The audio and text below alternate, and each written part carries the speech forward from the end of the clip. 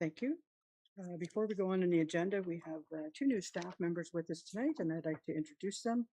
First, I'm going to introduce Courtney Monk. She is our HR and Health and Safety Coordinator. Courtney recently joined the township of our new Human Resources and Health and Safety Coordinator. She brings over 5 years of experience in human resources, employee relations, policy development, and workplace health and safety. She has a passion for supporting employees and fostering a positive and safe workplace culture. Courtney is from Listowel, where she lives with her fiance Jackson and golden doodle Clark. She looks forward to working collaboratively with the CAO, council, and staff to support the township's continued success. So welcome, Courtney. And if you wish to say a few words, you're welcome to. Wonderful. Thank you for the very warm welcome, Mayor Agate. I'm very excited to be joining Perth East and to be working alongside such a dedicated staff. I'm looking forward to getting to know our council members, our staff, and our community as I settle into my new role. So again, thank you for the warm introduction and thank you for having me. Great. Okay, and I'd also like to introduce Kirsty Gerber. She's our interim CAO at our library. She liked us so well. She worked here before and now she's come back. So that's great. So, Kirsty, welcome. Okay. All right. So now we're going to move on to confirmation of the agenda. We do have one item to add, so I'll let Ashley do that. Okay, thanks, Mary. It's under item number 8.2.1, which is CAO section of the report. We do have an additional report regarding a request for budget amendment for the Perth East Public Library roof replacement and repair. Okay, thank you. Any others? No. Okay, we do have a motion that the agenda as prepared for the July 14, 2026 meeting of council of the Township of Perth East be approved as amended. Moved by Amanda, second by Hugh. All in favor? Carried. Okay, if you have pecuniary interest, you can disclose that now as our meeting goes along. We have 31 items in our consent agenda. Is there any item anyone would like pulled or have questions on? Seeing none, I would like 5.1.29 pulled, and we can have a little discussion on that. Okay, so then we have a motion that reads,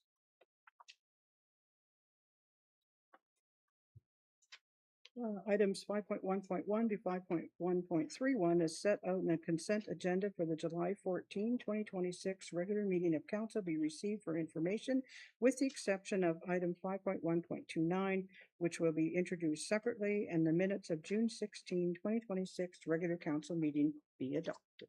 Moved by Jerry, second by Amanda. All in favor? Carried. Okay, so 5.1.29, and that speaks to the accuracy of the municipal voters list. It's always been done by MPAC. This year it's going to be done by Elections Ontario, but the clerks are still finding some discrepancies, and there is a resolution here from Peterborough, County of Peterborough, and they're asking for a more up-to-date list so that we don't have the problems we've had in the past. Is anyone willing to support that? Moved by Jerry, second by Amanda. All those in favor? Carried. Thank you. Okay, we'll now move on to presentations. We have no public presentations. Under other presentations, we have 4 presentations tonight.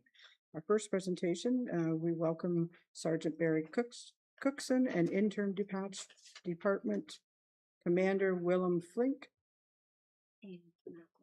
And Matthew Livingston is here as well from the board. So gentlemen, it's nice to see you.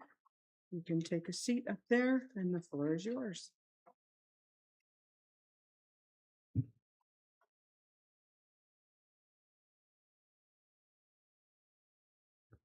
Thank you for having us this evening, and I do send regards from our divisional commander, Tyler Stewart, who is unable to be here, so we're happy to have Willem here standing in, and Barry as well for additional backup and support should we need it. So thanks for having us here this evening.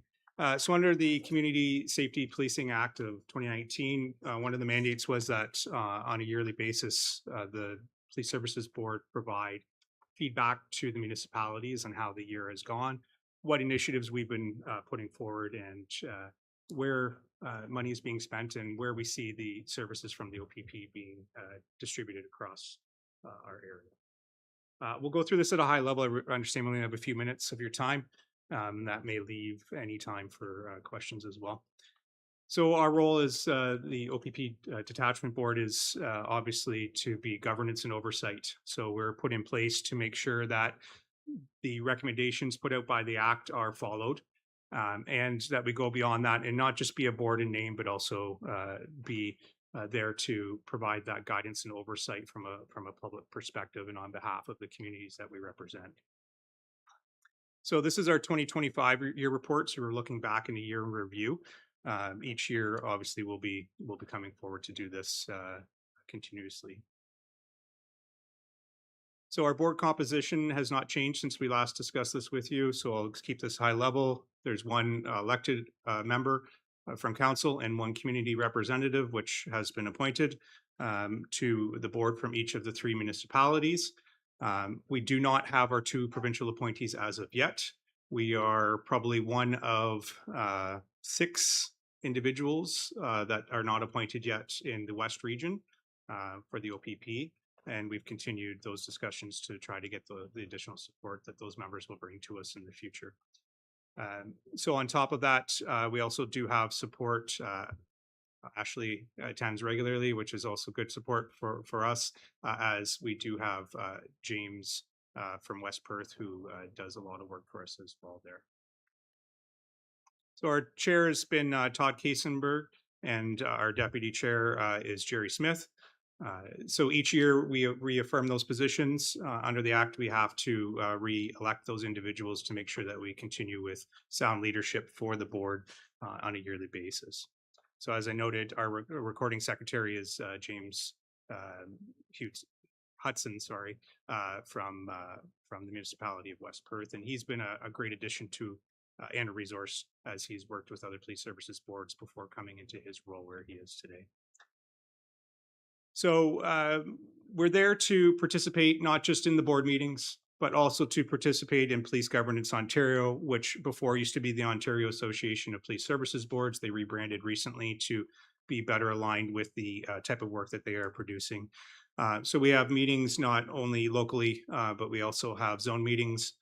We have meetings from the West region with the OPP as well that we attend. And then there's conferences every year that we go off to as well to bring that holistic view back into our community on the governance and policing throughout the province of Ontario. Don't know what that was. I apologize.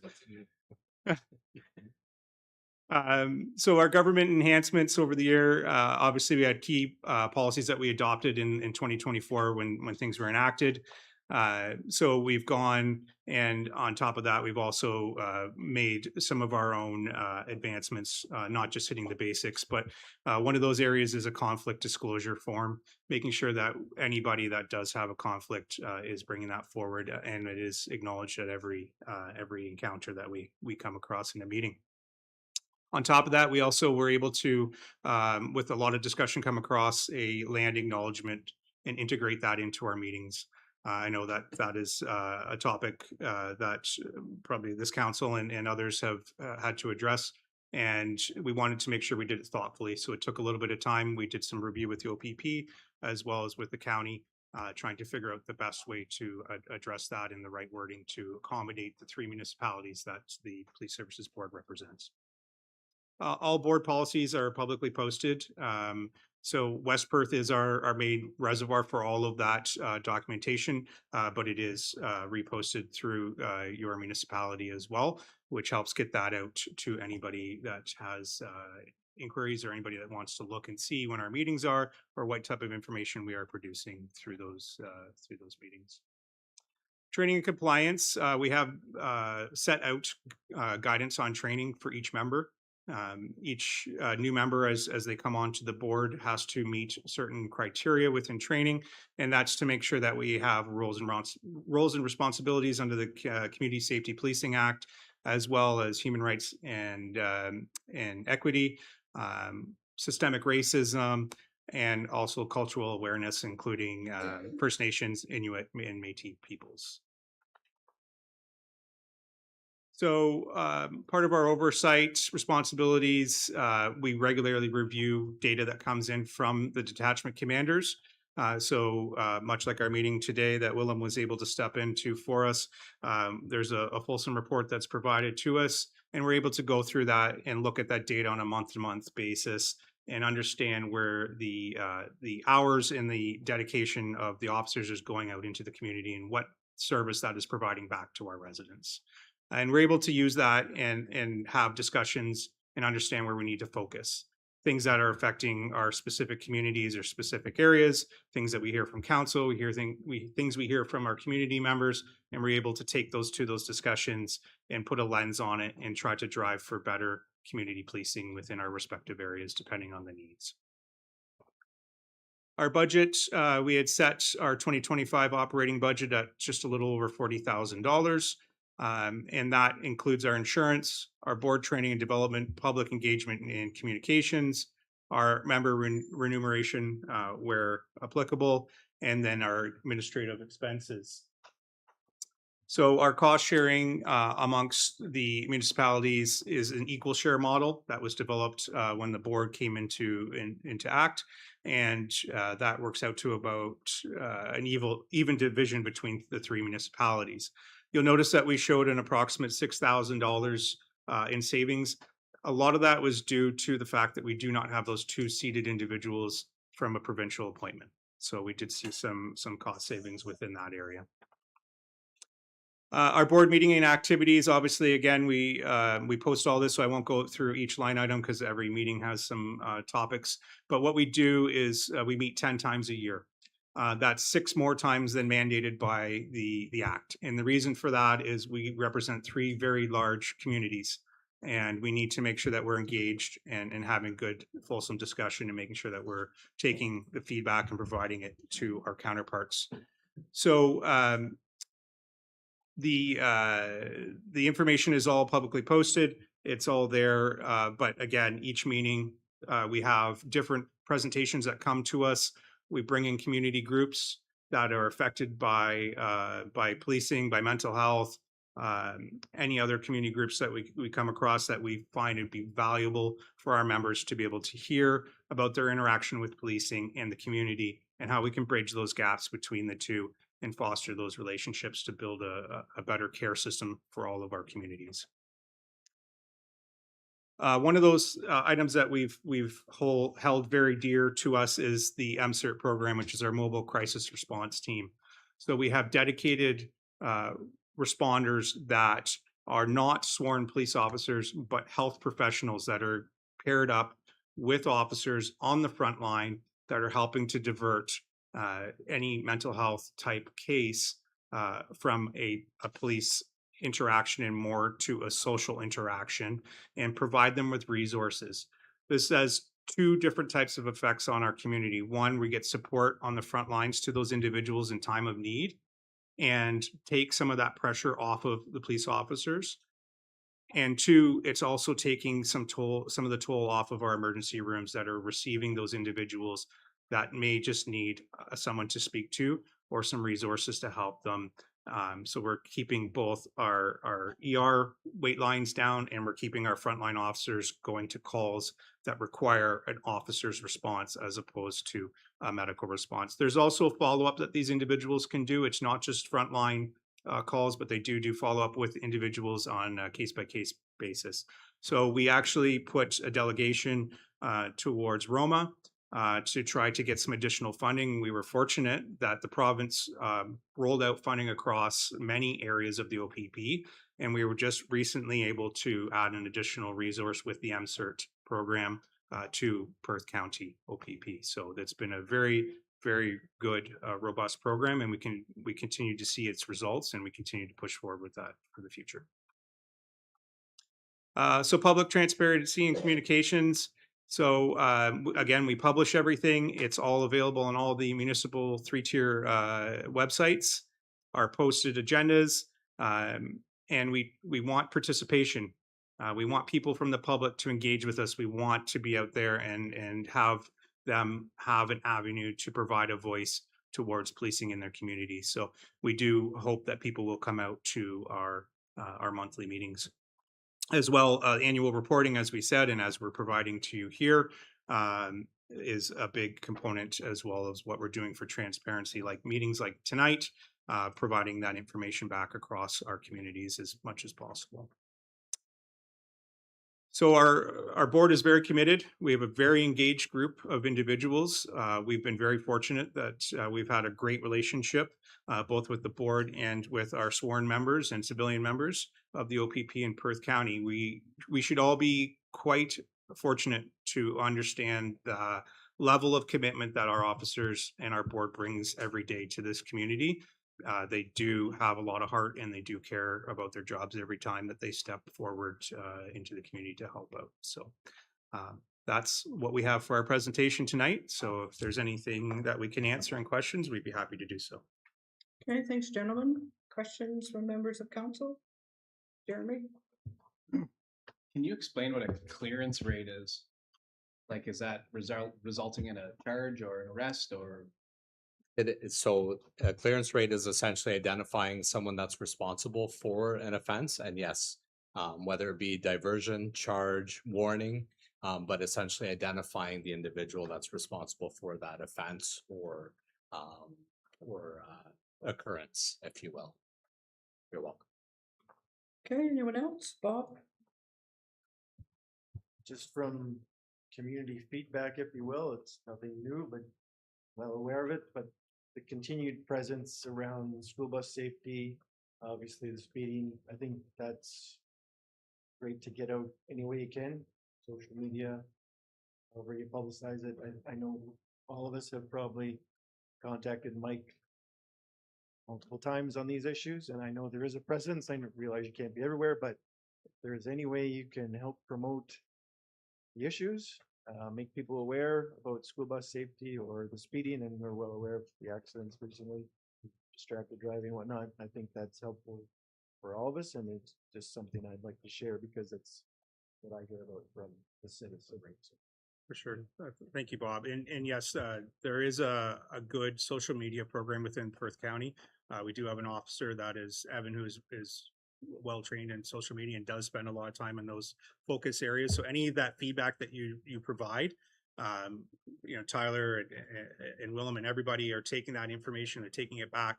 They're looking at ways for enforcement, and they're also looking at ways for education. So it does make its way back. And like you said, they can't be everywhere, but they try their best. School resource officers was another thing I didn't mention, but that is a dedicated thing as well across the 3 municipalities, as school resource officers go out on a regular basis as well. Okay, anyone else? No? Okay, thank you very much, gentlemen. Thank you. Okay, council, we do have a motion that council of the Township of Perth East receive the presentation by Intern Detachment Commander Willem Flink and Matthew Livingston regarding the Perth County OPP Detachment Board 2025 Annual Activity Report for information.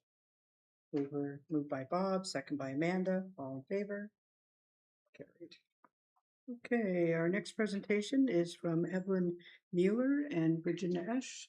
And Patrick Miner is here as well, and they are part of the Perth East Twinning Interest Committee, and they're going to tell us a succession plan. So welcome, ladies. Good to see you, and the floor is yours. Thanks for having us. Good evening, Mayor Eger. Thanks, Council. Working now? Red light's good? Yeah, okay. My name is Evelyn Mueller, and I chair the Perth East Twinning Interest Committee. Tonight, we're asking Council to approve our proposed 3-stage work plan so that we can continue building on the momentum we have already created. You can see in the minutes who we are. I'm not going to go over that now. We've been working hard to create a multi-step program that we are very excited to show you all. Our relationship with Nedesheim began in 2018, In 2020, we signed our friendship agreement, and for soon we will mark our first full decade of exchange. And we want to make sure that Perth East is in a strong position to celebrate that friendship. In the years since, the Twinning Committee has, among other things, spent 2 full days representing the township of Perth East and promoting it in Neresheim, Germany, while on a self-paid trip organized by the Friends of Perth East Twinning. We initiated school relationship discussions and planted a tree near our Perth East plaque in a friendship garden in Neresheim, Germany. We built a support network, including Perth County local businesses, service clubs, our MP and MPP, and the Canadian Embassy in Berlin. We've also received support from the Friends of Perth East Twinning, who attended Moonlight Madness, generating community excitement and awareness, raised over $1,000 at the spring show in Milverton and through fundraising, and welcomed Neresheim, delegation of Neresheim in Perth East in 2018 and in 2023. The total funds raised by the Friends of the Perth East Twinning Committee sits at around $3,200 currently. The total direct cost to the township over the past year has been approximately $70 in promotional materials. We had 3 meetings to date with staff time of a total average of 6 to 7 hours per meeting, which includes attendance at the meetings and all the prep before and after. There's currently a $1,000 a line in the township 2026 budget designated to the twinning, but nothing has been spent to date. We're not asking township to fund all of our programs, but we're asking for permission to keep growing and to keep going with them. What do we deliver? The Twinning Committee delivers community events and cultural programming. We deliver school and youth partnerships, volunteer engagements, tourism promotion, and community visibility and international recognition of Perth East. Not everyone in Perth East will travel to our twin town, but everyone should have a chance to participate in something that puts our community on a map. Twinning relationships are different from community initiatives. They are, by their nature, a long-term commitment, and they only work when they're anchored to a municipality and not just a volunteer group. Across Canada and around the world, twinning partnerships exist between towns and cities, as shown with Neresheim's relationship to the township of Perth East. The tie to the municipality gives it legitimacy on both sides of the Atlantic and what allows us to endure beyond any individual volunteer's involvement. Our committee members are all passionate about this, but we're also realistic. A friendship between 2 communities takes time to fully take root. Programs like youth exchanges and delegation visits build slowly, but they also, and they need continuity to succeed. We're not asking for extra funding. We're asking for the township's name to remain behind this relationship, because without that, there is no twinning. We have prepared a 3-stage work plan, which you can see up here. That work plan is intentionally phased. It's a framework. Some initiatives may take longer to get off the ground, and others, like a youth exchange or a friendship garden, are generally long-term ambitions that will extend well beyond the plan. Stage 1 builds the foundation, Stage 2 puts programs into action, and Stage 3 focuses on sustainability, including a one-time sensitive priority. We're expecting approximately 30 visitors from Neresheim in 2027, and that's only 1 year away. Council's approval tonight gives us the structure and the confidence to be ready for the visit. Under the Friends of Perth East Twinning Initiative, our fundraising target for that visit is between $5,000 and $7,500, covering a catered meal, community barbecue, local activities. We intend to raise every dollar of that through sponsorship events and fundraising. With me today is Virginia Ehrlich. She's a member of the Twinning Committee and a local business owner. Yes. So as Evelyn had mentioned, the Friends of Perth East Twinning have been busy raising money over the last 1.5 years or 2 years so that we can provide our visitors from Neresheim with an authentic Perth East experience when they visit.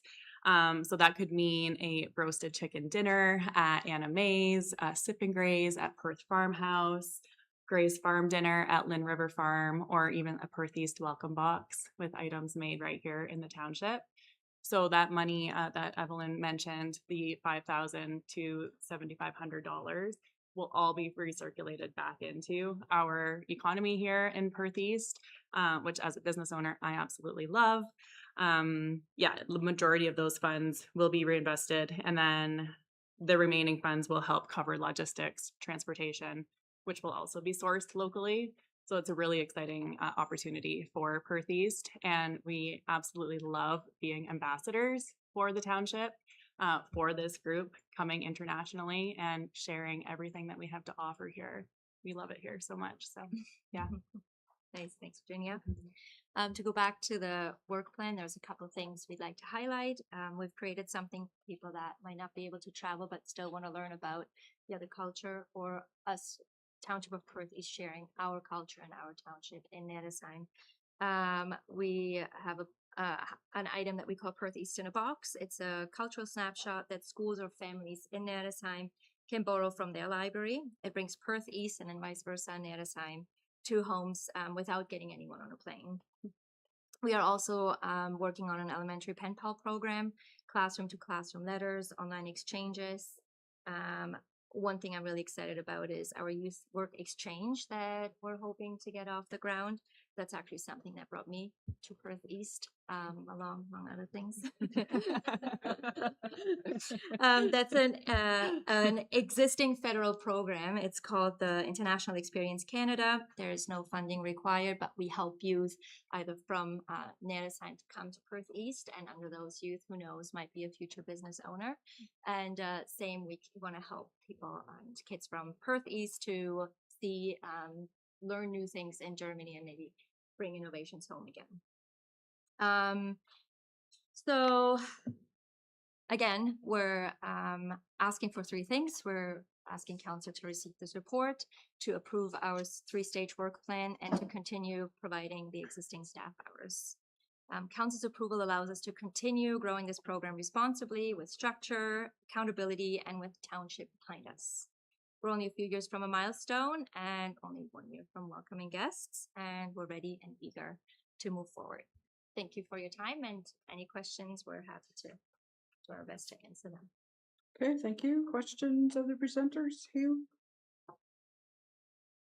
Do you have a time frame for 2027? Probably in the fall. So we're thinking, currently it looks like September. Okay, anyone else? Thank you, ladies, very much for your presentation. Thanks. And council, we have a motion that the Council of the Township of Perth East receive the presentation from Evelyn Mueller and Virginia Elric, committee members, regarding the Perth East Twinning Interest Committee Succession Plan update for information, and that council support the 3-year succession plan provided by the Perth East Twinning Interest Committee. Moved by Jerry, second by Amanda. All those in favor? Carried. Okay, our third presentation is from Paul Seebach, and he's from Seebach and Company Chartered Professional Accountants. He's independent auditors report for the Township of Perth East. So welcome, Paul, and the floor is yours. Thank you very much. Nice to be here. Our report includes the full audited financial statements, and we also prepare a 2-page report that just has a little more detail. The financial statements do include the Perth East Library Board. I've probably said in prior years, the audited financial statements are prepared, presented a little different than your budget. Your budget is more on a cash basis, where the financial statements presented are more on an accrual basis. They are important because the audited financial statements and your financial information report go to the ministry, and that's kind of how they see you financially. A little bit about the audit. We come here twice a year. We were here the first week of October, and then the final audit was the second week of March. It's always nice to come here. We get to work in the council chambers. You have lots of room and try not to bother too many people. After completing our audit, we've issued a clean unqualified auditor's report stating that, in our opinion, the financial statements present fairly the financial position of the municipality as of December 31st, 2025. Just also to state, we did not find any unusual transactions or significant matters that we bring to management or council's attention. At the end of the audit, there's no outstanding issues.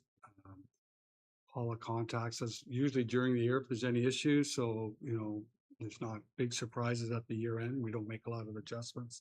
And then, as I said, we received complete cooperation from the finance department and the other departments, and all questions were answered.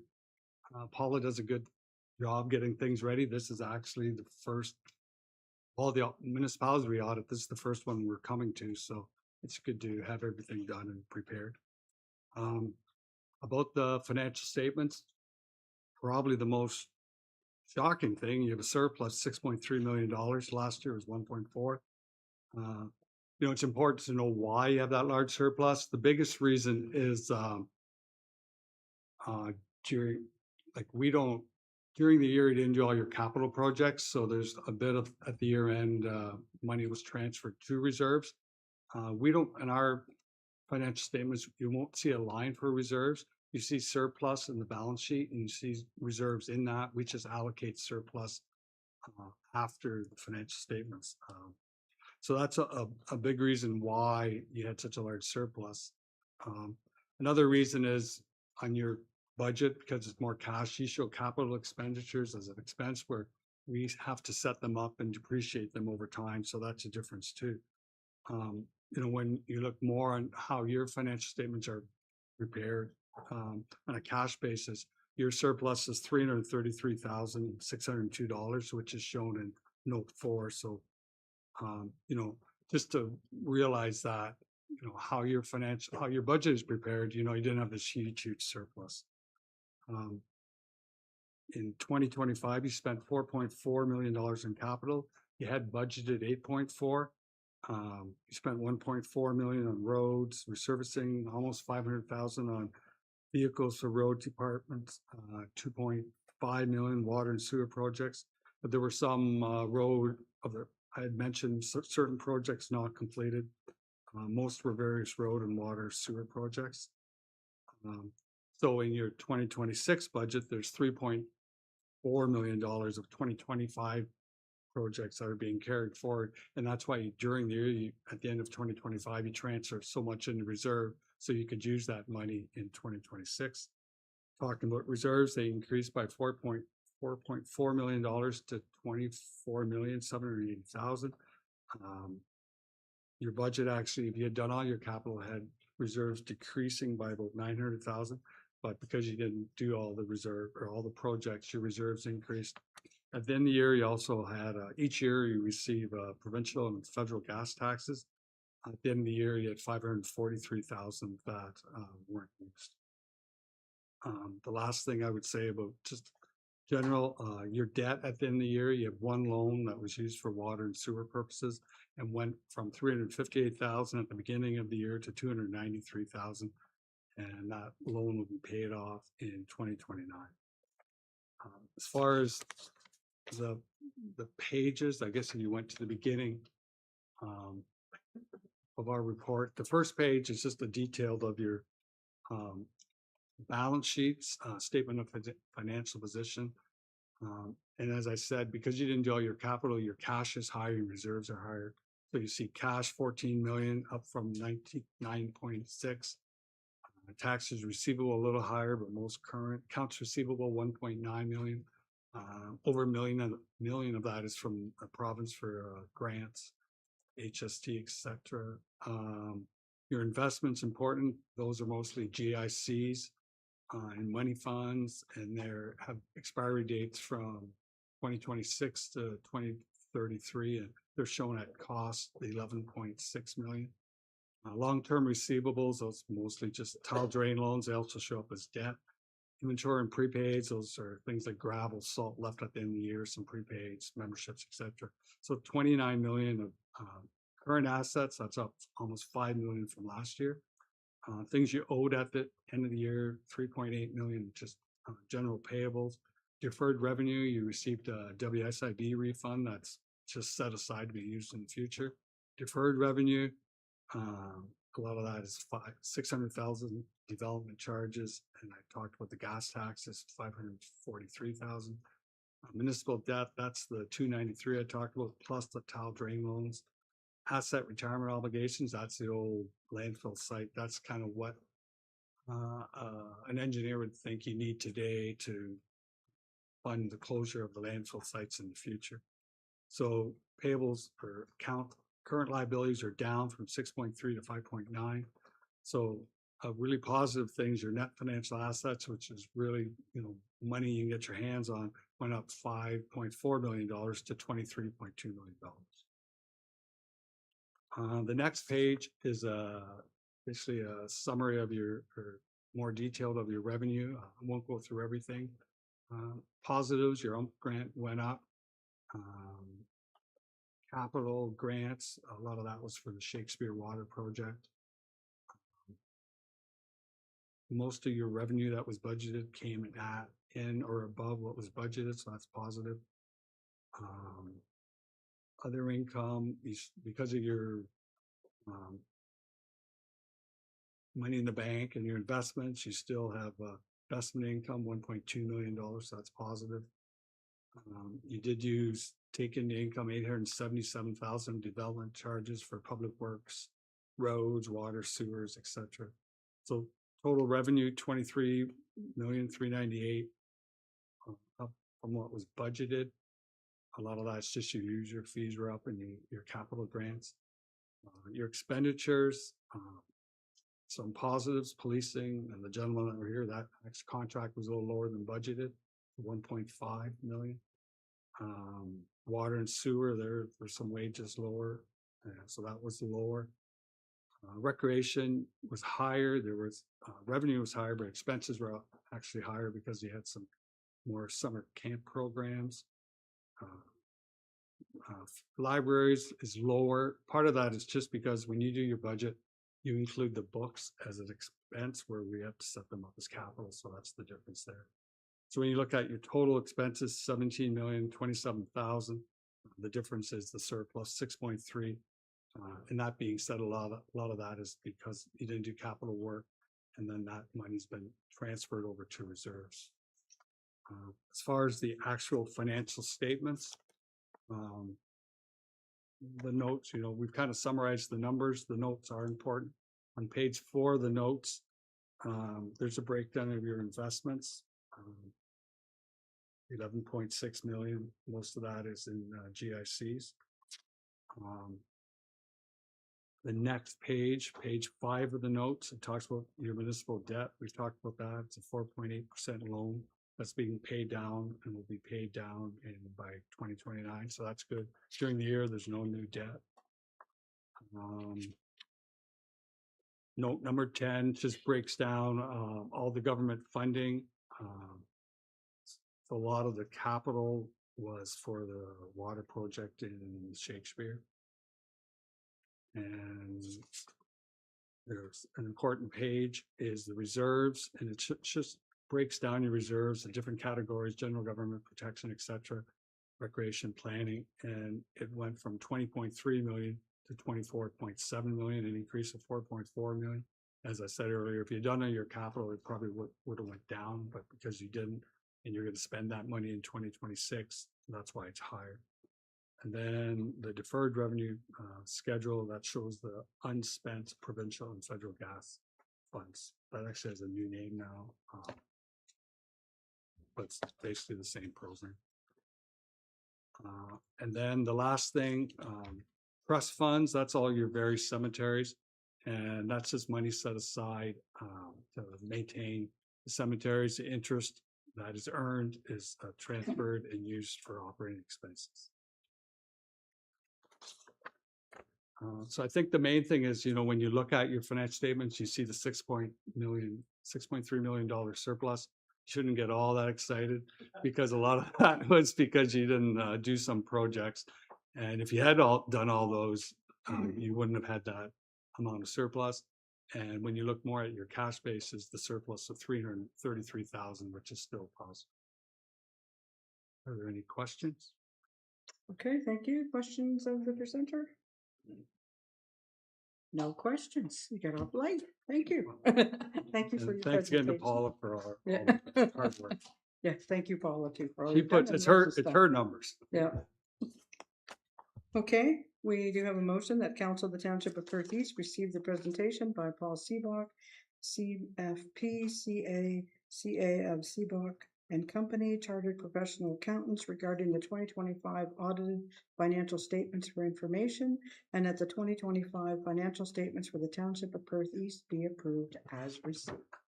Moved by Andrew, second by Hugh. All in favor? Carried. Thank you. Thank you. Have a good night. Okay, we have our next presentation. I'm sorry if I mispronounce your name, but I'm going to give it a whirl here. We have Huda Kahadaban from, she's an engineer coordinator for the Upper Thames River Conservation Authority, and she's going to talk about our next steps for Shakespeare Dam. So welcome to Perth East, and the floor is yours. Good evening, Mayor. Good evening, councilors and staff. Thank you for having me today. My name is Huda Ghadban. I am the engineering coordinator at the Upper Thames River Conservation Authority, particularly for the water erosion and control structures. I'm here today to present our next step recommendation for the Shakespeare Dam. I will do a brief presentation for you to just give you a highlight about our recommended next steps and high-level details about the budget and the schedule. Yeah, I will start with some background details here for the context. So as you know, Shakespeare Dam located in the Conservation Authority of the Shakespeare Conservation Authority area. It was constructed in 1952 and it's owned and operated by the Upper Thames River Conservation Authority. I will talk a little bit about the funding. So speaking of the Shakespeare Dam, like any other dam we have in the authority, we have two types of costs. We have the operation costs, which is about, I would say it's somehow fixed cost. It is 1,500 per year. And we have the capital costs. The capital costs are variable, depends on our planned capital projects. Speaking of the funding sources, we are relying on mainly on levying the benefiting municipalities the cost of these projects, in addition to seeking the funding from external sources. WACI, which is the Water Erosion and Control Infrastructure offered by the Ministry of Natural Resources, has been one of our main sources of funding. However, this funding is not guaranteed. The WACI program by the Ministry of Natural Resources is a 50-50% cost share with the local benefiting municipality, which means if the project costs us 100,000, it will be split at 50% with the municipality and the 50% will be cost share with the WACI program. The WACI program also has the condition of finishing the project within a very specific time window, which is called the fiscal year, starts from April 1st and in specific year, it will end in March the following year. In addition to the WACI program and the funding we have from it, we as the UTRCA staff, we do our best to seek external sources of funding, and we will explore them as we move on with the projects. However, this cannot be guaranteed at the beginning of the project, especially while we are budgeting for the next year and we are planning for the next year, which is the current stage. So once we know the projects and we have their cost estimates, we will seek the external fundings if they are available. I have mentioned here in my slide the board position on the dam removal. I would like here to emphasize the fact that UTRCA recognizes the environmental benefits of the free-flowing river. Therefore, our position is always to remove any obstruction, or I would say consider removing any constructed barriers if possible.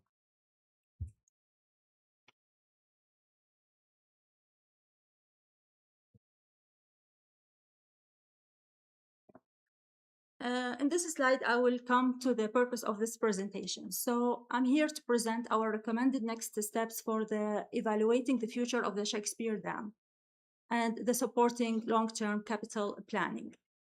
For your reference, I will just talk briefly about the previous studies. We have a very old age engineering studies, which is the Embankment Stability Assessment Report done in 2006, followed by the Dam Safety Review Report done in 2007, which is a more comprehensive engineering study.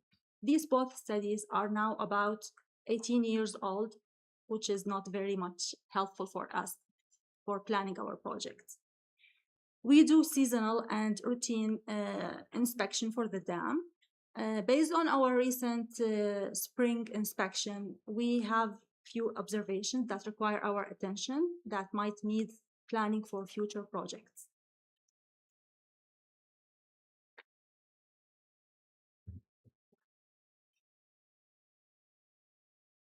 So what is the recommended next steps? I have listed here two options. Option number one is the dam safety review. Option number two is the class environmental assessment, the EA. So, sorry. Yeah, so the dam safety review, to make it clear for you, what's the difference between these two engineering studies? I would say dam safety review will be the answer for what the dam needs to be, what's needed for the dam to keep it in a safe condition. Then we need to handle the dam safety review. It will tell us exactly what are the required repairs to keep our dam in a safe condition. However, the difference between this and the EA will answer the question of what is our best long-term solution for the dam and the surrounding area. This question can be answered through the process of an EA. The main differences between the EA and the DSR. So the DSR basically will assess the condition of the dam, and it will identify the required repair, which we call it the capital projects.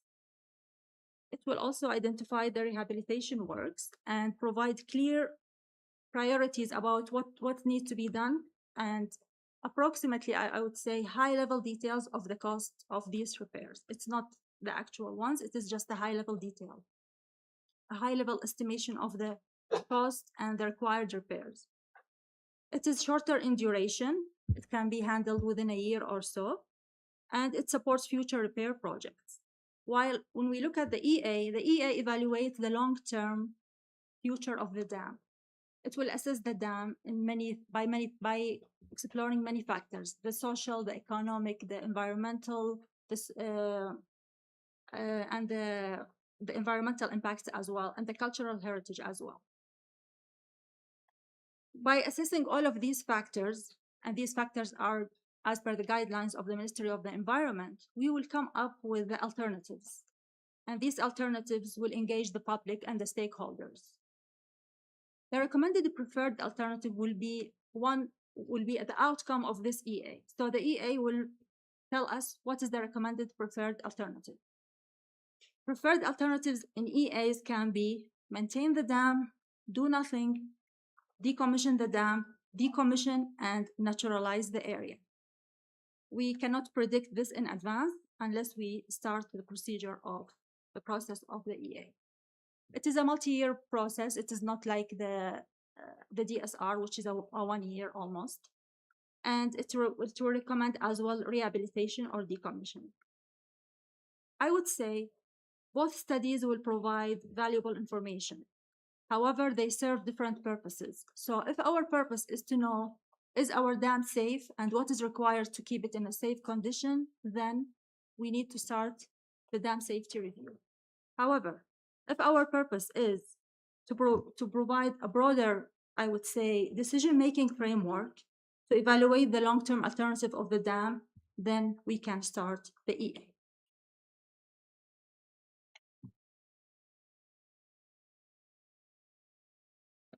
For your reference, I have provided here approximately, I would say, the budget forecast for the option number 1, which is the dam safety review. The dam safety review here, the cost estimate is based on similar dam safety reviews that we have done for, I would say, similar size of the dam. However, this is just a cost estimation. Planned project for the future, for example, to 2028, if we will do the project in 2027 onward, it will depend on the outcomes of the dam safety review report. So the report will tell me what is required and when it is required, and approximately how much it will cost. Something important I would like to share with you, some dam safety reviews reports will come to the conclusion of the repairs are extensive and costly, and it may be recommended to evaluate the other alternatives instead of repairing the dam. In this case, the other alternatives could be decommissioning the dam.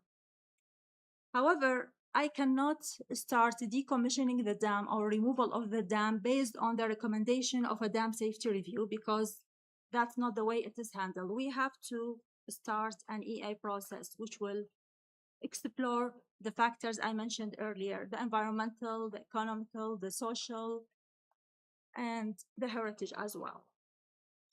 And it should involve stakeholders and the community as well.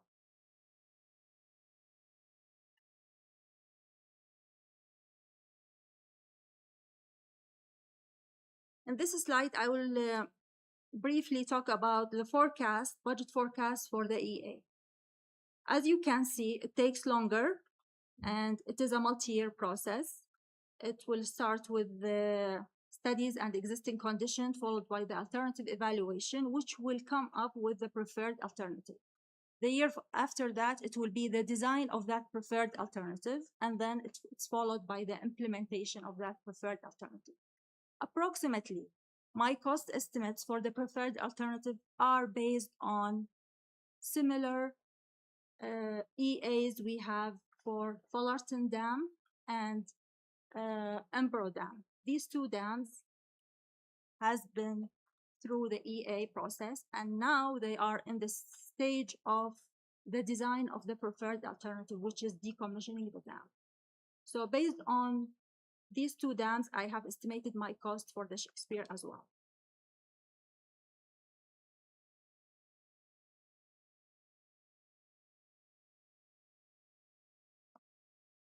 This is my last slide. So I would like to say that our recommendation is to initiate a dam study.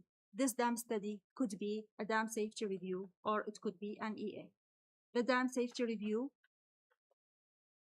it will focus on the rehabilitation needs for the existing dam, while the environmental assessment will evaluate the broader long-term solution alternatives. Both studies will help us in planning, budgeting, and making an informed decision.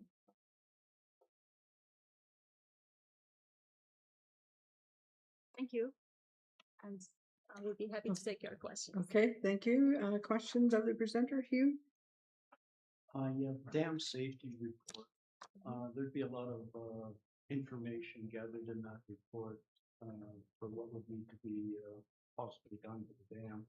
So if you're going to do an EA, would not some of that information or some of that facts that were gathered be able to be passed on and used in the EA? Yes, there will be some, I would say, shared outcomes between the EA and the DSR. However, the DSR will be, I would say, narrower scope of work, because it will focus on what's needed to be repaired and how much it will cost approximately and when it is required. However, the EA will explore maybe one of the options will be repairing the dam and approximately how much it will cost, but it might tell us that it is not feasible to repair the dam because it is costly or it is. So by doing an EA, we are having the chance to explore the other options, including rehabilitation of the dam through a dam safety review.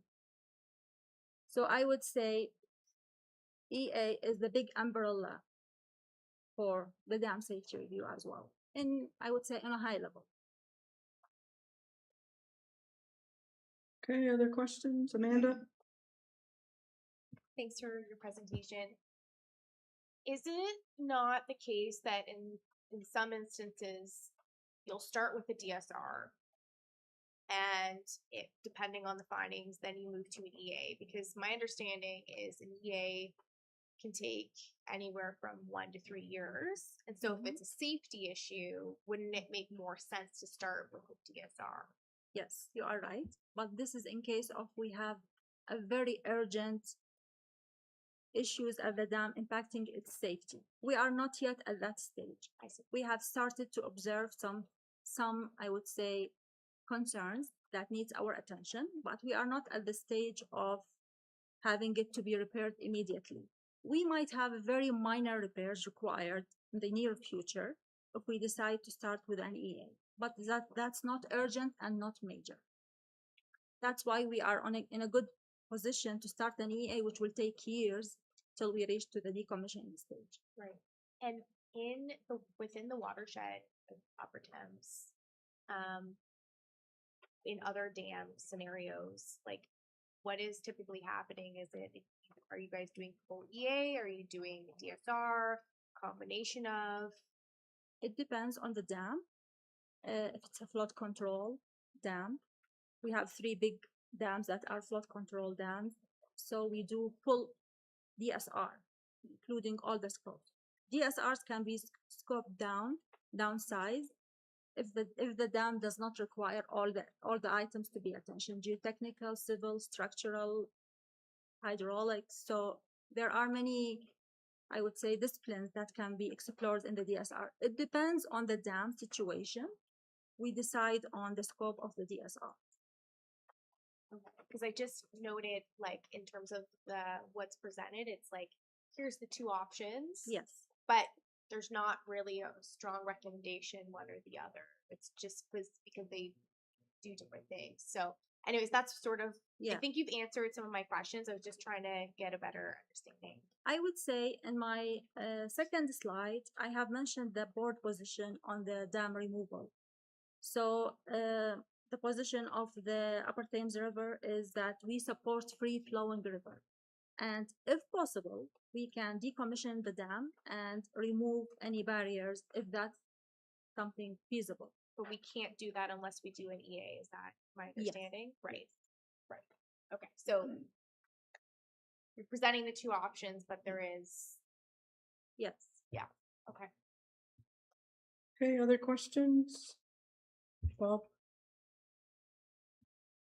So based on the board's policy of removing any barriers, like the dam and the decommissioning of Embro and Fullerton, I'm going to assume that this would be slated for removal and decommissioning. And then what would this area look like? Because it's a well-used area for fishing and hiking and just relaxing lunch or evening. It is, I won't call it a gem, but it is certainly something that would be greatly missed if it was taken away. So what is the scope of vision, I guess, of the board for a facility like Fullerton, Embro, or Shakespeare when it is? Yeah. Major part of the EA is involving the community and the stakeholders in the decision making. So this was done based on the community, and the decision was not only our decision. That's for Fullerton and Embro. For both of them now, as per the preferred alternative, which is decommissioning the dam. For Embro, we have decommissioning the dam, that's the preferred alternative, and establish a naturalization channel with offline pond. So that's I would say, still people will enjoy the area. It will look maybe healthier. It will smell better. It will look more environmental friendly, I would say. For example, for Fullerton, the preferred alternative was decommission the dam and just establish the naturalization of the area without having the offline pond. That was the preferred alternative, which we are currently in the design stage. So I would say there is no fixed scenario for any of the dams. It depends on the preference. It depends on what's the preferred alternatives and the feasibility study of that option. Okay, anyone else? Sure. Oh, Jerry, sorry. I'll take a crack. I had 1, 3 or 4, but I think I'll just do one, maybe 2. Through the mayor. So the cost of the Fullerton and Embro, how was that shared? That's my first question. I would say Fullerton, we had, it depends. Like, I don't remember exactly, but some of the projects, or I would say the phases of the EA, were funded by the WACI, water erosion and control infrastructure by the Ministry of Natural Resources. And I'm not sure about this. Maybe I think we have applied for other sources of fundings, and maybe we were successful about obtaining a small one.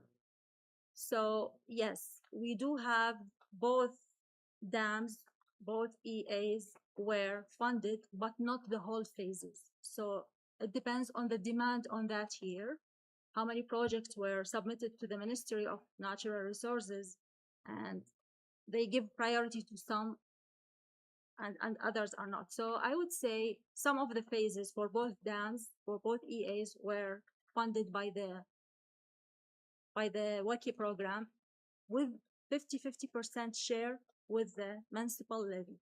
So if the cost were 100K, as I mentioned, it will be 50 by the ministry and the 50K by the benefiting municipality, which is in this case, Shirley. Okay, Andrew? Thank you, Mayor Higgins. Thank you for presenting. So Upper Thames participation in the EA or the DSR, does the Upper Thames staff run that process, or is it a third party who's No, brought in? through a consultant. Okay. However, some of the EAs, we have, I would say, technical staff who can help with the surveys and the existing detail, but I would say a very minor portion of the whole work. And we don't know until we know what the outcome of either study is on the true value of the work that needs to be done. Is pretty fair to say. Okay, so decommissioning, it seems like the 220,000, maybe I think you could probably do Shakespeare Dam, not that I'd want to with a high ho, but Yes. So we don't know that cost either down the road. This is just cost estimation based, I would say, on similar cases.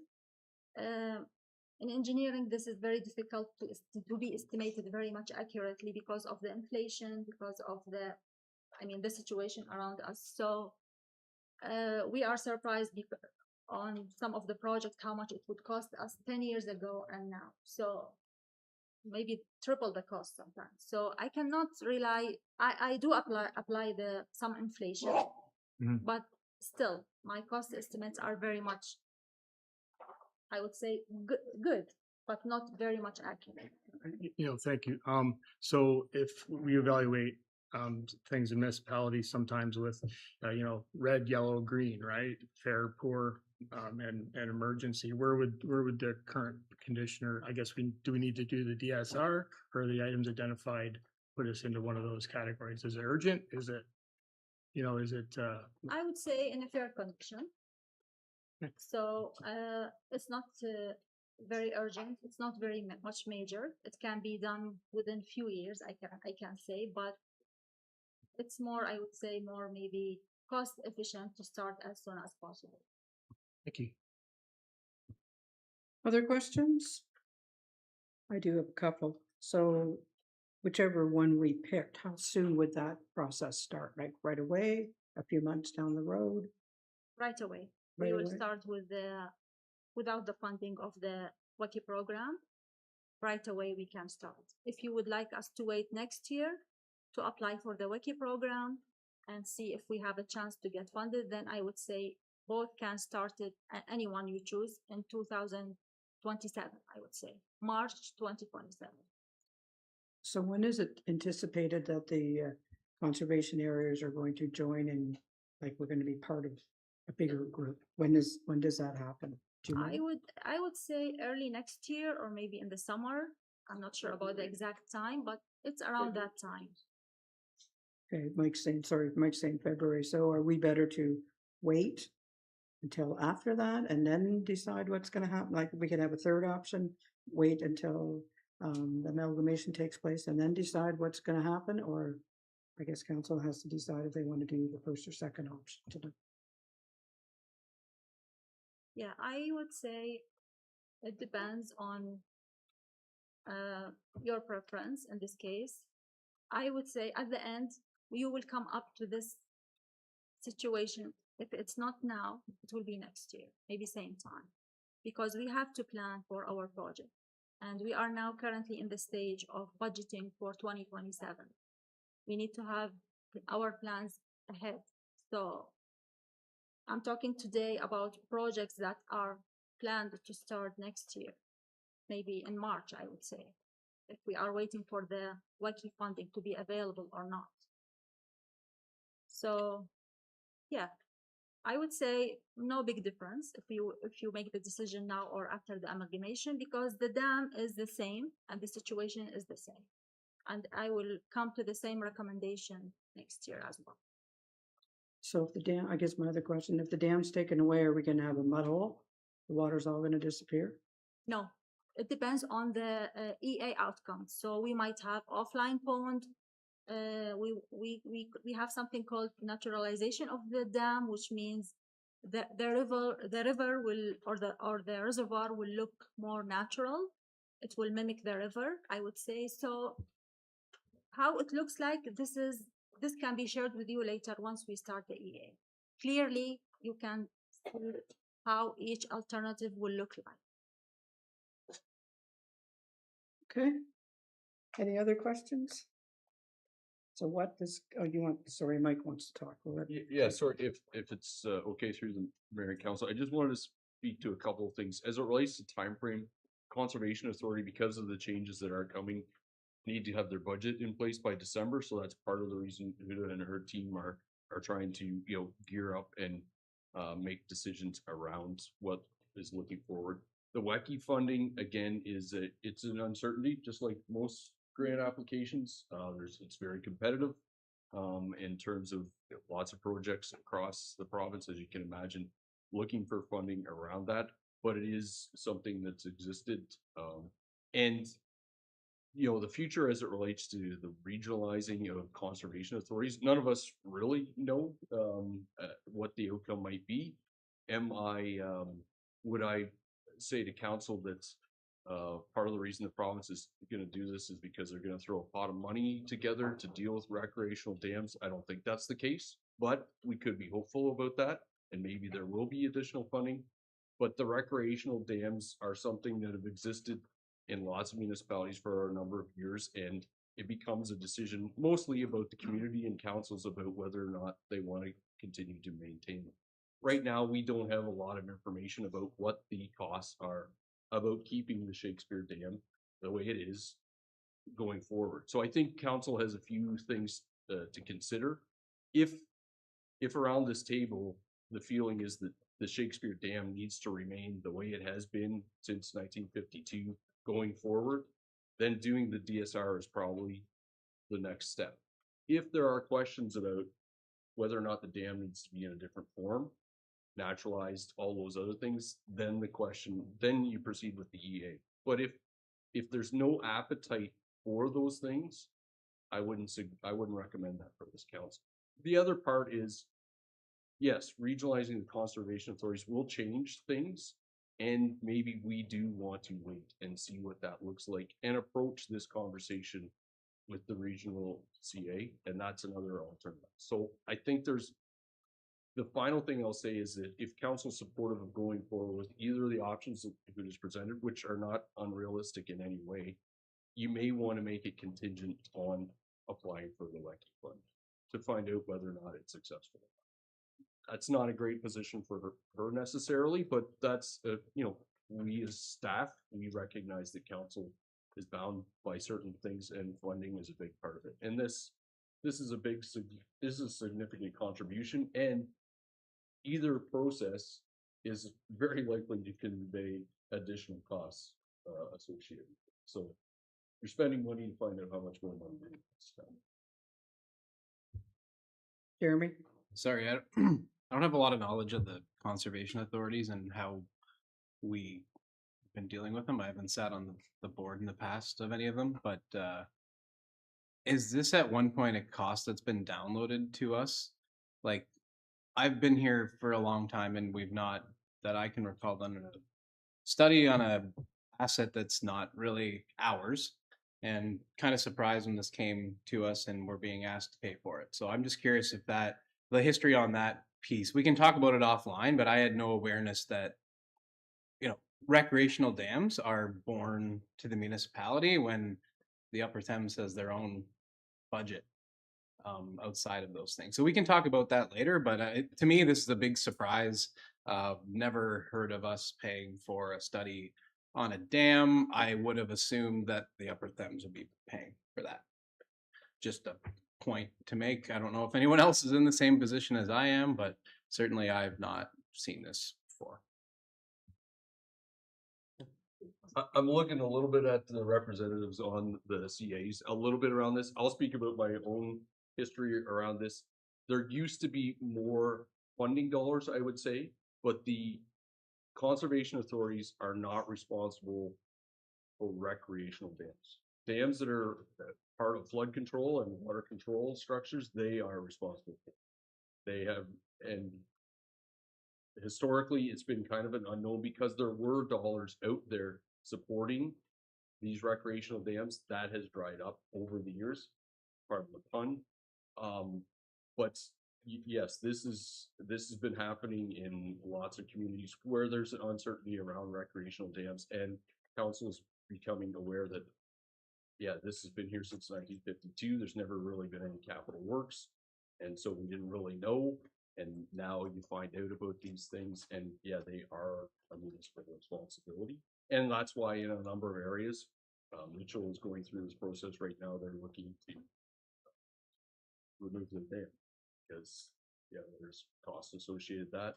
Listowel recently removed their dam as well. Same thing. It was just the costs associated with it could not be justified. You're saying conservation report.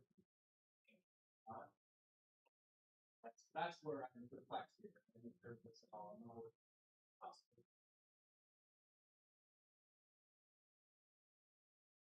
It's fine. That's our cost.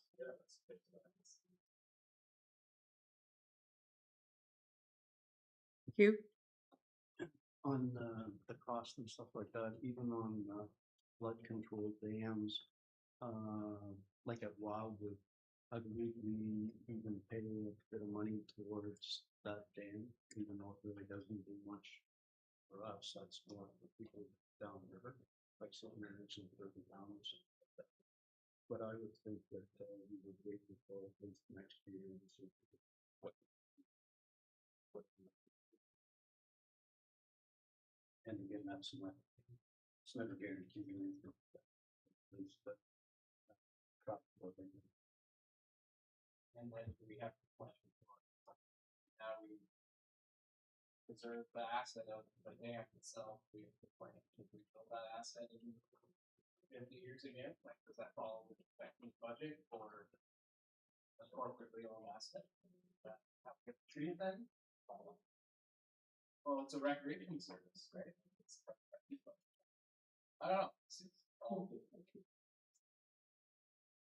Amanda? Just want to make sure I'm clear. So don't we have to pick a lane in order to apply for the WICI funding? That's right. Right? So we can't just wait to see if we get it. We actually have to pick a lane. So it's either defer, DSR, or EA. And when we apply for the WICI, we need to know what we are applying Right. for. So Right. in advance, I need to know our direction. So Right. I just want to make sure, because Deputy Mayor, I just want to make sure I understood where you were coming from. I want to make sure I understood the conversation. So that's clear as well. Yeah. Okay, anyone else wanna, Andrew?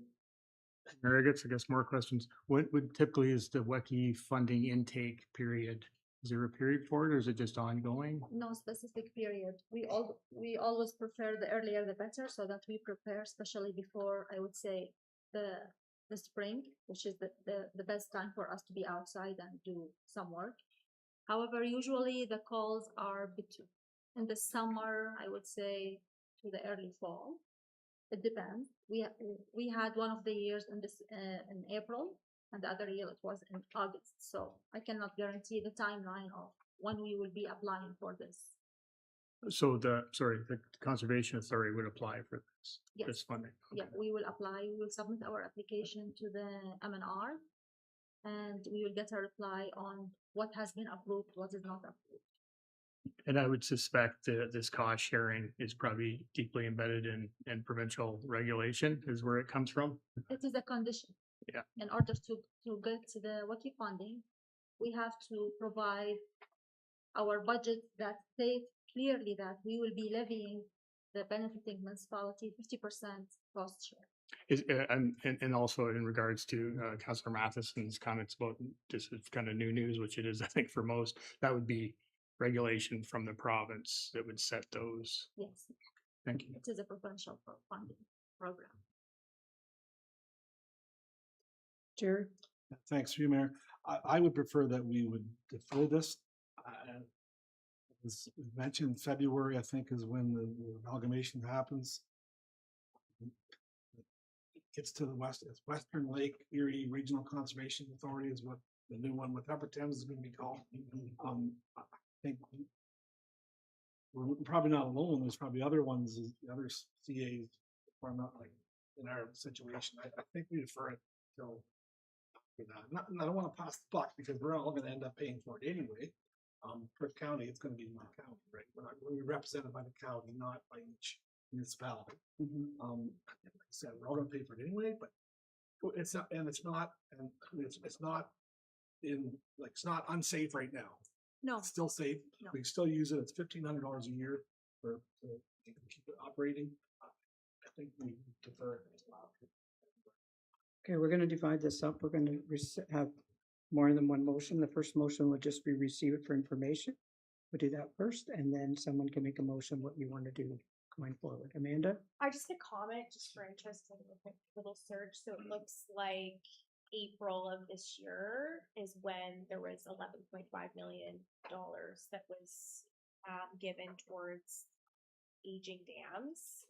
So, and usually by the time they do the intake and there's evaluation with the ministry, it's a lot of many months.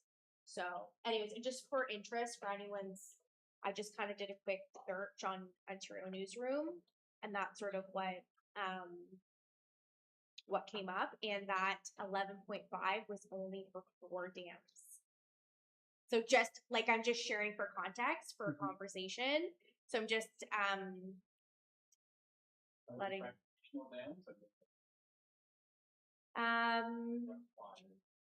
these ones for it says, and again because it's like it's a release, so people can jazz it up a little bit, but it says water control infrastructure. So I don't know those exact terms, whether that is in there. And it sounds like says this is new funding bills in the province historic investments and dam infrastructure to protect public safety brings Ontario's total investment to more than 100 million to upgrade 20 dams across the province. Jeremy?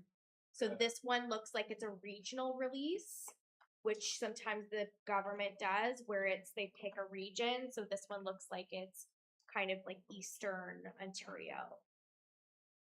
So I'm sure there's other funding. It's just they chose to do, just like say if Perth County, there was like 4 dams in Perth County, they would do like a regional release for that area. So, and I just for interest's sake, maybe it's a rolling thing as well in terms of like, sometimes they make announcements at erratic times, but they usually, a lot of times intake periods are often the same every year. But when they roll it out, it might be different. It's been my experience when I worked in government. But Okay, Jeremy? The 50% cost share that you mentioned, is that 50% of that $110,000 number is ours and 50%, and then whatever's taken off if we're successful in the grant application? Yes, it's a 50% of the total cost. Right, okay. And for the studies too? So Yes, the same. Okay, thanks. I just want to add something here. In addition to Fullerton and Ambro Dam, we have recently got the confirmation from the council regarding Centerville, which is, I think, in the southwest Oxford Dam, for starting an EA. And this is also without the funding of the WICI. So I reached out to them, letting them know that we were not successful about the funding from the WICI, and they said we can proceed with the EA. So I'm starting a new EA for the Centerville Dam at the southwest west of Oxford. Just for your information. Okay, so we'll do it the first motion, and that is the Council Township of Perth East received the presentation from Huda Gudaban, Engineering Coordinator, Upper Thames River Conservation Authority, recommended next steps for Shakespeare Dam for information. Moved by Jeremy, second by Hugh, all in favor? Carried, and who wants to do what now? Andrew?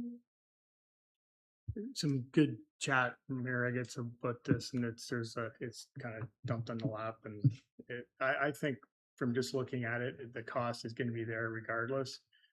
There's a chance we may miss funding opportunities. I think we should just go with the DSR at this point, and then we can get set up for whenever the intake is. Because it looks like that's the beginning of the process for both, with some overlap for the EA if needed. So it doesn't look like it's avoidable. So I'm going to move that we do the DSR and apply, have Upper Thames apply for the funding. Okay, do we have a seconder?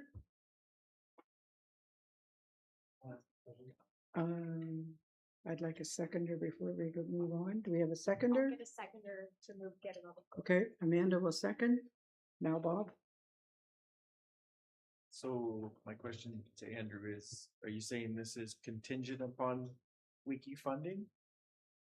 You're just going ahead with the DSR without. The way I see it, and I may be corrected, is we're on the hook for this now that there's been a negative inspection regardless. So we can either move on it or we can defer it till next year and move on it then and possibly, jeopardize funding. So that's why I say that's what it seems to be to Can me. I add something here? So when we start the DSR, the reports at the end will give us some valuable information about how bad the situation is and what is required to be repaired. So maybe another, I would say, consultation with you to share with you these outcomes. So to make the decision even more in depth about what will cost us to keep this dam in safe condition. So it will never be too late to revert back to an EA if we start with the DSR. You might see, oh, it costs a lot to keep this dam in safe condition. Maybe it's not feasible. So let's move on to an EA. I think that's another alternative as well. Okay, anyone else? Bob? So I was just going with what Mike said earlier to move it forward, if you will, continue to fund funding. Those weren't maybe your words, my words. Normally in a situation like this, you'd be talking about this in our budget process and allocating some funding. This is out of the ordinary. Okay, anyone else? I'll read the motion. Oh, Jerry? Yeah, again, Mayor, I would proceed, yes, with the DSR contingent on the WICI funding. It sounds like that's not part of the motion. Correct? We're just gonna proceed irregardless where the money comes from, us.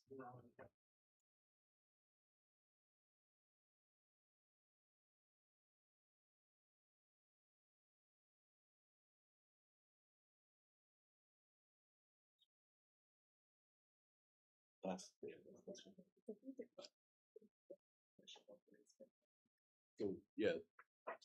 One piece is. Okay, Yep, go ahead. so just as it relates to the motion itself, and Councilor McMillan raised a good point. Part of the reason this is coming is because the conservation authorities have to get their budget approved by December. We're not gonna be in a position to have our budget approved because it's an election year. It probably won't happen until January at the earliest. The treasurer's nodding, so I'm not completely making this up. If the intent is we're going forwards, no matter whether or not it's successful with WICI funding, we should acknowledge that as part of the resolution, so staff understands where that funding is coming. And the easiest, or probably the most appropriate, is corporate reserves. We have dollars there. And so that's the only part I would speak to as it relates to the resolution. The intent is for the motion maker to clear that up, but as it relates to how we're gonna be able to address it, we need to include the funding for it as part of the resolution. So please say your intent again. Or what, go ahead. I'm sorry. Thank you, Mary. I would say we go ahead with the DSR and apply for the funding. I guess I'd ask other counselors to let me know what they think is gonna change if we wait and don't get the funding, other than a bit of a timeline. Like, what's gonna change for the positive for the ratepayer? Nothing. I don't believe. You know, other than to get 50% from whatever organizations. So nothing's gonna change. So moving ahead seems to be prudent at this point. So for clarification, you're wanting to move ahead irregardless, whether we get that money from that fund or not. Unless I hear an correct? argument that. Is that speaks- correct? Yes. Yes, okay. Just so everyone's clear. Hugh? If we did not get the funding next year, could we put into the funding the year after? Maybe at that, in this case, I would start with the sum of the minor repairs, I would say, at the dam, based on our site inspection this spring. So waiting 2 years might not be the best option, I would say. Amanda? So I seconded the motion because I think there's value in having a debate on this, but I think there's validity to what Councilor McAlpine's saying. But the only caveat is if we defer hypothetically as an option, it is also different people around the decision-making table that are making that decision. There could also be, and again, this is purely hypothetical, so we shouldn't necessarily base our decisions around that, but because there's changes happening at the province, you don't know if they're going to rework the funding structure in terms of, because right now, CAs are with the Ministry of Environment, but this is a funding bucket under M&R. But it could also, in theory, be a funding bucket under Ministry of Infrastructure. So there's a lot of interesting things that can happen between now and then. So we could see how it plays out. So it's a big decision with money attached to it, recognizing that in a year's time, the people that are making that decision aren't going to be us necessarily because of the structure, the proposed structure of, or it's actually involved, but it's in terms of once it's fully stood up in terms of how CAs and municipalities are functioning. So that would be the only thing that I would say. I think that Councilor McAlpine's correct in that the issue looms, it will not go away. So that is still a factor. But I am more leaning towards deferring only because I think there's a lot that can play out between now and then. But it isn't going to change things. The problems are going to still be there.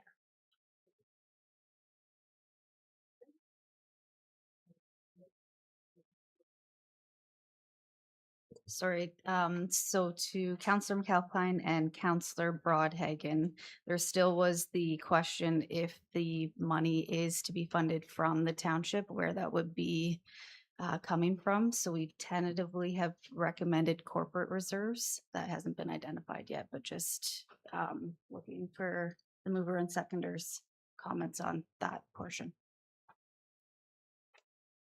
Okay. So moved by Andrew, second by Amanda, that the Council of the Township of Perth East give the Upper Thames River Conservation Authority direction to proceed with dam safety report at an estimated cost of $110,000 to be funded from corporate reserves, and that Council direct the Conservation Authority to apply for the Water and Erosion Control Infrastructure Grant.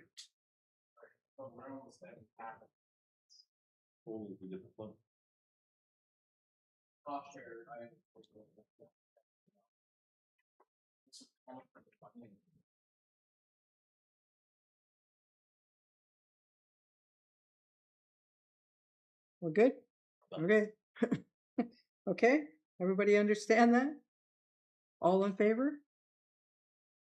Opposed? Defeated. Who wants to make another motion?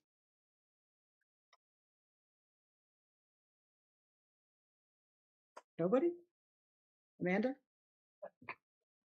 I think he had his hand up first, to be fair, but I'm good either way, but he just made a motion, but,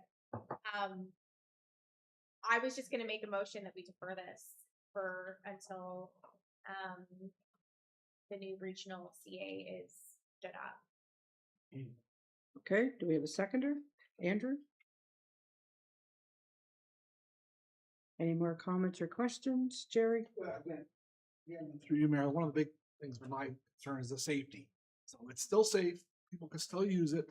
Yes. That's my concern, so.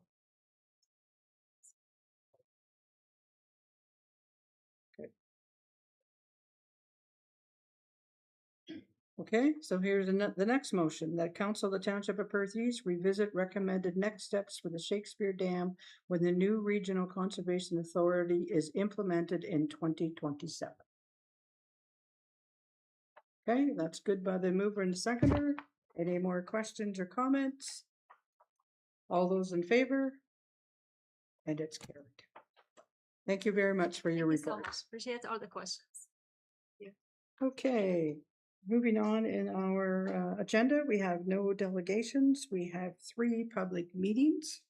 So the first public meeting is, I declare this public meeting to be open. This public meeting is being held to consider a proposed zoning bylaw amendment affecting property currently owned by Willowbrook Acres, Inc., care of Jacobs Day, Northeast Hope, Concession 1, part lots 1 and 2, RP 44R 5757, parts 1 and 2, which is 4942, line 42.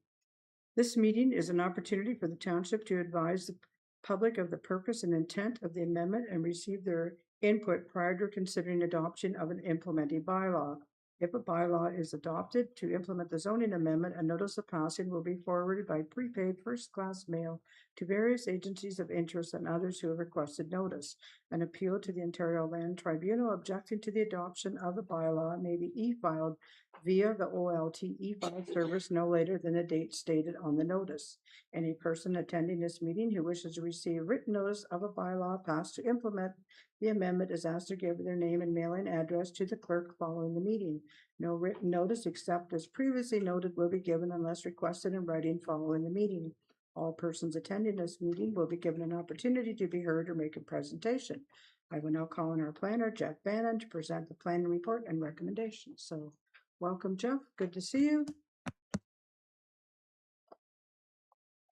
And the floor is yours. Thank you. So the property is located on the northwest of the intersection of Road 101 and Line 34, and is municipally known as 1466 Line 34.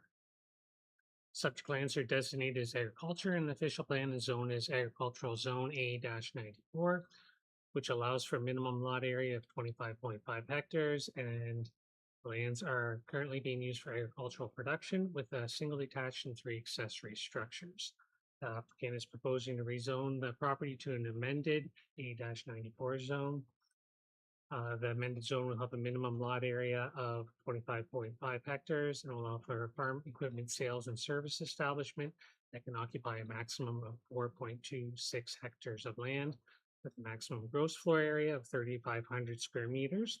Additional use is allowed to have open storage subject to minimum setback requirements and is to be located immediately adjacent to the property at 4022 Road 101, which is immediately to the south and located on the corner.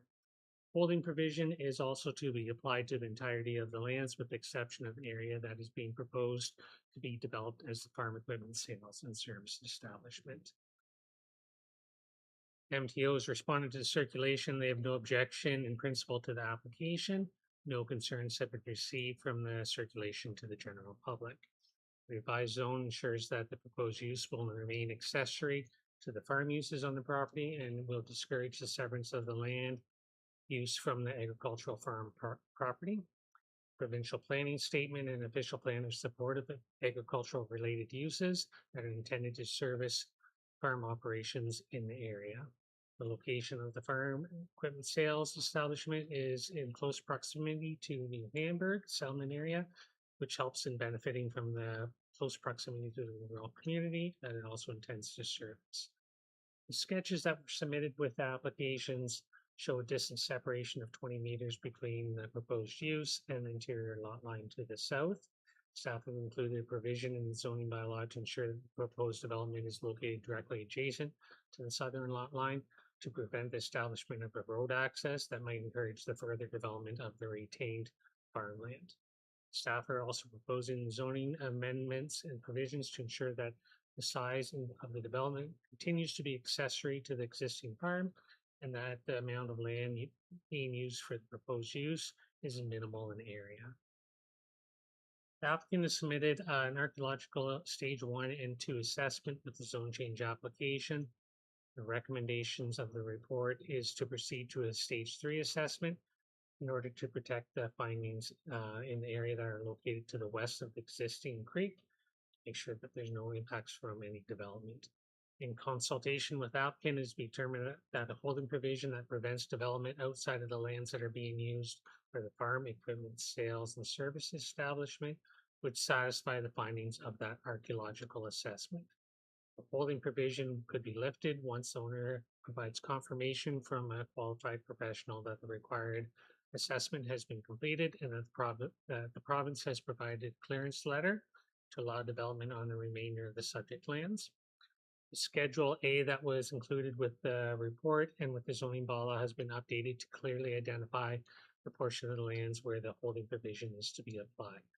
Planning staff have no concerns with the zone change amendment as revised by planning staff, and the amendment would allow for the establishment of that farm equipment sales or service establishment that is accessory to the farm use. Application is consistent with the provincial planning statement, confirms with the official plan, and represents good planning, and I'm available to answer any questions that you might have on the application. Okay, thanks, Jeff. My apologies, I gave the wrong municipal address. It's 1466 line 34. Okay, is there anyone present who wishes to make a presentation or speak in opposition of the application? You're not in opposition. There will be a time, though. I'll get to you. Is there anyone present who wishes to make a presentation or speak in support of the application other than the applicant or the applicant's agent? No, okay. Does the applicant or the applicant agent wish to make a presentation or speak to the application? Your turn. So please give your name and your address so all council knows. My name is Dave Rowe. I'm a planning consultant retained by the Day family to assist them through the planning process with the both the site plan as well as the zoning bylaw amendment. I've again worked with Jeff and township staff as well as county staff, and I agree completely with the conclusions of the staff report, and that's basically it. Jeff and I did a little running around this morning, getting the draft bylaw amended and put together, and I'm very pleased that the zoning amendment is the way I would have written it myself. So again, I'd like to thank staff as well as the municipality for support on this application. Okay, thank you. Are there any questions from members of council? Bob? I don't have any problems with the application or the designated use for this parcel. My question is in the bigger scope of things, Jeff, and I'm referring, I guess, to page 228, the bigger planning group, and it's the plan of subdivision that would indicate all the lots and streets, etc. Can you just elaborate why this industrial development wouldn't be coming forward as a plan of subdivision rather than piecemealing it like it has been? Stratford Farm Equipment and then the BW Feed and now the other And I support the application and everything, but it's just the wear and tear on our roads and the development that exists, what comes next, and it's just nice to know that the township were prepared for these uses. Yeah, through the mayor, I can try to answer some of those questions. Originally, when they were proposing development on these lands, they were looking to do an industrial plan of subdivision with a roadway that would go in there and then lot off from that roadway. The current owner of the property that's recently purchased the lands is no longer looking to do an industrial plan of subdivision. They are looking only for this agricultural related use. There has been some discussions about the future use of some of those lands, but the reason why we've asked for that roadway to be eliminated, or that potential for that roadway of the 20 meters, is to ensure that there isn't a future development with an industrial plan of subdivision with additional lots that would be created on the remaining parcel of agricultural land to the east of the creek. So I think we're eliminating that, and the current owner is has told us that they're not looking to develop those lands other than future potential for maybe land uses that are already existing in the area. And I'll leave it up to our consultant here if David would like to speak to that in more. Yes. In order to have, I guess, what was originally proposed, the industrial subdivision, under the PPS and under the guidelines related to the PPS, the lands would have to be designated industrial, taken out of prime agricultural uses. That would then bring forward possibility of municipal services, sewer, water, and being that is on the doorstep of New Hamburg, possible annexation and that type of thing. That, from a realistic perspective, there's a lot of hurdles and very likely it's not likely to happen.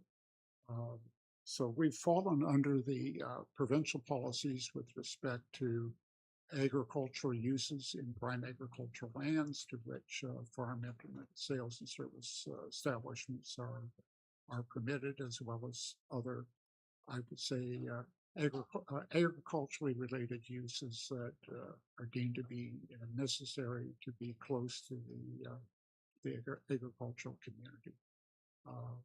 And so that's basically been our approach. That we did anticipate at one point perhaps having the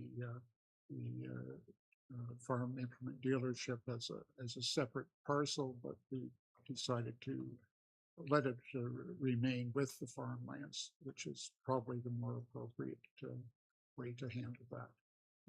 The Day family is experienced in the farming area and has a farm implement dealership down in the Tillsonburg area. So the amount of acreage that we have requested, in my opinion, and having done probably 5 or 6 farm dealerships, stores, it's it's an appropriate size for what we are proposing. Okay, other questions? See no questions. Council will consider a resolution regarding the plan and report recommendation following the conclusion of our public meeting. In bylaw 208-2026 to implement the approval of the zoning application will be considered later within the council agenda. So, thank you. We'll move to our next public meeting. And this public meeting is being held to consider a proposed zoning bylaw amendment affecting property currently owned by Stony Brook Elevators, Inc., Concession 5, Lot 15, 4541, Road 106. The preamble is the same. We're going to jump down to Aubrey. Welcome, Aubrey. Before you present, though, I'd like to just tell our council that Caroline Baker is also with us on the screen tonight. So if you have questions, she is here as well. So Aubrey, the floor is yours. Thank you, Mary Agates. Good evening, Madam Mayor and Council. Zoning Bylaw Amendment ZN 9-2026 was submitted by Carolyn Baker on behalf of Stony Brook Elevators. The subject property is designated agriculture Oops, with a natural heritage. Oh, it'll go.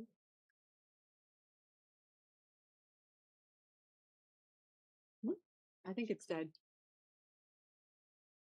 You mind switching the slide?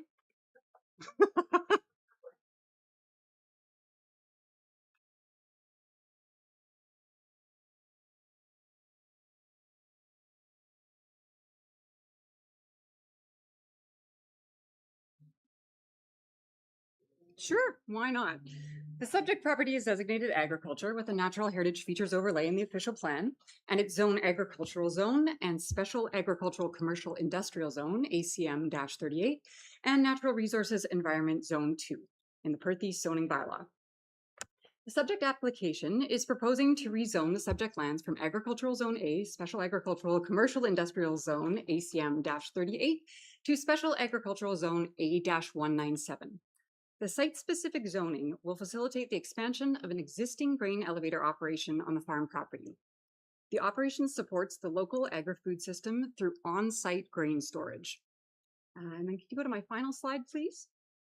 The PPS 2024 is supportive of agriculture-related uses, and the application meets the criteria under the provincial guidelines on the permitted uses in Ontario's prime agricultural areas, as the operation is a farm-related use that is compatible with, supportive of, and directly related to local agriculture. The grain storage operation provides a direct service to local farming operations. The expanded operation will continue to use existing separated laneway access to the site from Road 106, and the expansion of the existing operation does not intersect with protected waterways and natural features, and no change is proposed to the NRE2 zoning. Planning staff are supportive of the zone change amendment as the grain storage operation directly supports local agricultural production, is compatible with the surrounding area, and directly contributes to a strengthened local agri-food network. I'm happy to answer any questions. Okay, thank you. Is there anyone present who wishes to make a presentation or speak in opposition of the application? Seeing no one, is there anyone present who wishes to make a presentation or speak in support of the application other than the applicant or the applicant's agent? Seeing no one, does the applicant or the applicant's agent wish to make a presentation or speak with respect to the application? Good evening to Mayor Agates and members of council. Hopefully you can hear me. Certainly a comprehensive presentation and supportive of staff's recommendation to approve. This is an existing agricultural operator looking for a minor expansion to their grain elevator operation business, essentially employing those with in their family and looking to add the extra 5 bins. So I'd like to thank staff for their time and certainly here to answer any questions. Thank you. Thanks, Caroline. Are there any questions from members of council? Seeing no questions, council will consider a resolution regarding the plan and report recommendation following the conclusion of the public meeting and bylaw 209-2026 to implement the approval of the zoning application will be considered later within the council agenda. Now we'll move to our third application. And this public meeting is being held to consider a proposed zoning bylaw amendment affecting property currently owned by Double Dutch Farms Limited, which is, I got all the names here, Gerard DeWitt and Annette Adrina DeWitt, Concession 8, North Part Lot 31, 5251, Perth Line 44. The preamble is the same. We're going to jump right down to Aubrey. Aubrey, the floor is yours. Thank you, Mayor Agates. The application ZN 11-2026 was submitted by Double Dutch Farms for the lands at 5251 Perth Line 44. Yay, it's working. Okay, the applicant is proposing to rezone both the severed and retained lands to satisfy the conditions of consent application B08-26, which was given conditional approval on May 20th, 2026. The severed or residential lands are proposed to be zoned A-1 to permit the existing single detached dwelling lot and associated accessory uses, and the retained lands are proposed to be zoned A5 subscript 1 to prohibit the construction of any dwelling or mobile home and to recognize the retained lands as an undersized agricultural parcel. The nature of the proposed residential lot and the prohibition of residential dwellings on the retained agricultural lands align with the Provincial Planning Statement 2024 and Perth County policies. Planning staff are supportive of the zone change application and approval of the application is recommended. I'm happy to answer questions. Okay, thank you. Is there anyone present who wishes to make a presentation or speak in opposition of the application? Seeing no one, is there anyone present who wishes to make a presentation or speak in support of the application other than the applicant or the applicant's agent? Seeing no one, does the applicant or the applicant agent wish to make a presentation or speak with respect to the application? No. Are there any questions from members of council? No. Council will consider a resolution regarding the planning report recommendation following the conclusion of the public meeting. Bylaw 211-2026 to implement this approval of the zoning application will be considered later within the council agenda. The public meeting is now concluded and we will continue with the regular meeting of council. Okay, so we have a motion for the first, our first public meeting, and it reads that the Township of Perth East received the report dated July 14, 2026 for ZN 8-2026 submitted by David Rowe on behalf of Willowbrook Acres, Inc., affecting the lands described as lots 1 and 2, concession 1, Northeast Toe Ford, municipally known as 1466 line 34 for information, and that council held a statutory public meeting pursuant to section 34 of the Planning Act with respect to zoning bylaw amendment ZN 8-2026, and that council approved zoning bylaw amendment 208-2026. I need a mover and a seconder. Moved by you, second by Bob. All in favor? Carried. Our second public meeting, that Township of Perth East received the report dated July 14, 2026 for ZN 9-2026 submitted by Caroline Baker, Baker Planning Group on behalf of Stony Brook Elevators, Inc., affecting the lands described as Lot 15, Concession 5, Northeast Toe Ford, municipally known as 4541 Road 106 for information, and that council held a statutory public meeting pursuant to section 34 of the Planning Act with respect to the zoning bylaw amendment ZN 9-2026, and that council approved zoning bylaw amendment 209-2026. We need a move with a seconder, moved by Andrew, second by Amanda. All in favor? Carried. And our third public meeting, the Township of Perth East Council received the report dated July 14, 2026 for ZN 11-2026 submitted by James M. Burns, Monteith Ritzma Phillips Corporation on behalf of Double Dutch Farms, affecting the lands described as north part of Lot 31, Concession 8, Ellis Ward, municipally known as Road 106 between line 40 and Perth line 43 for information. And that council held a statutory public meeting pursuant to section 34 of the Planning Act with respect to zoning bylaw amendment ZN 11-2026, and that council approved zoning bylaw amendment 211-2026. Mover and a seconder, moved by Amanda, second by Hugh. All in favor? Carried. Thank you very much. Okay, now we're going to move on to reports, or I'm sorry, we have no public hearings. We're moving to reports. Plan and development, we have a consent application by Trevor McNeil on behalf of MTE Ontario Land Surveyors on behalf of Brando Farms Limited. And Aubrey, the floor is yours. Thank you. Consent application B18-26 was submitted by Trevor McNeil of MTE on behalf of Brandell Farms for the property at 4330 to 4348, line 34.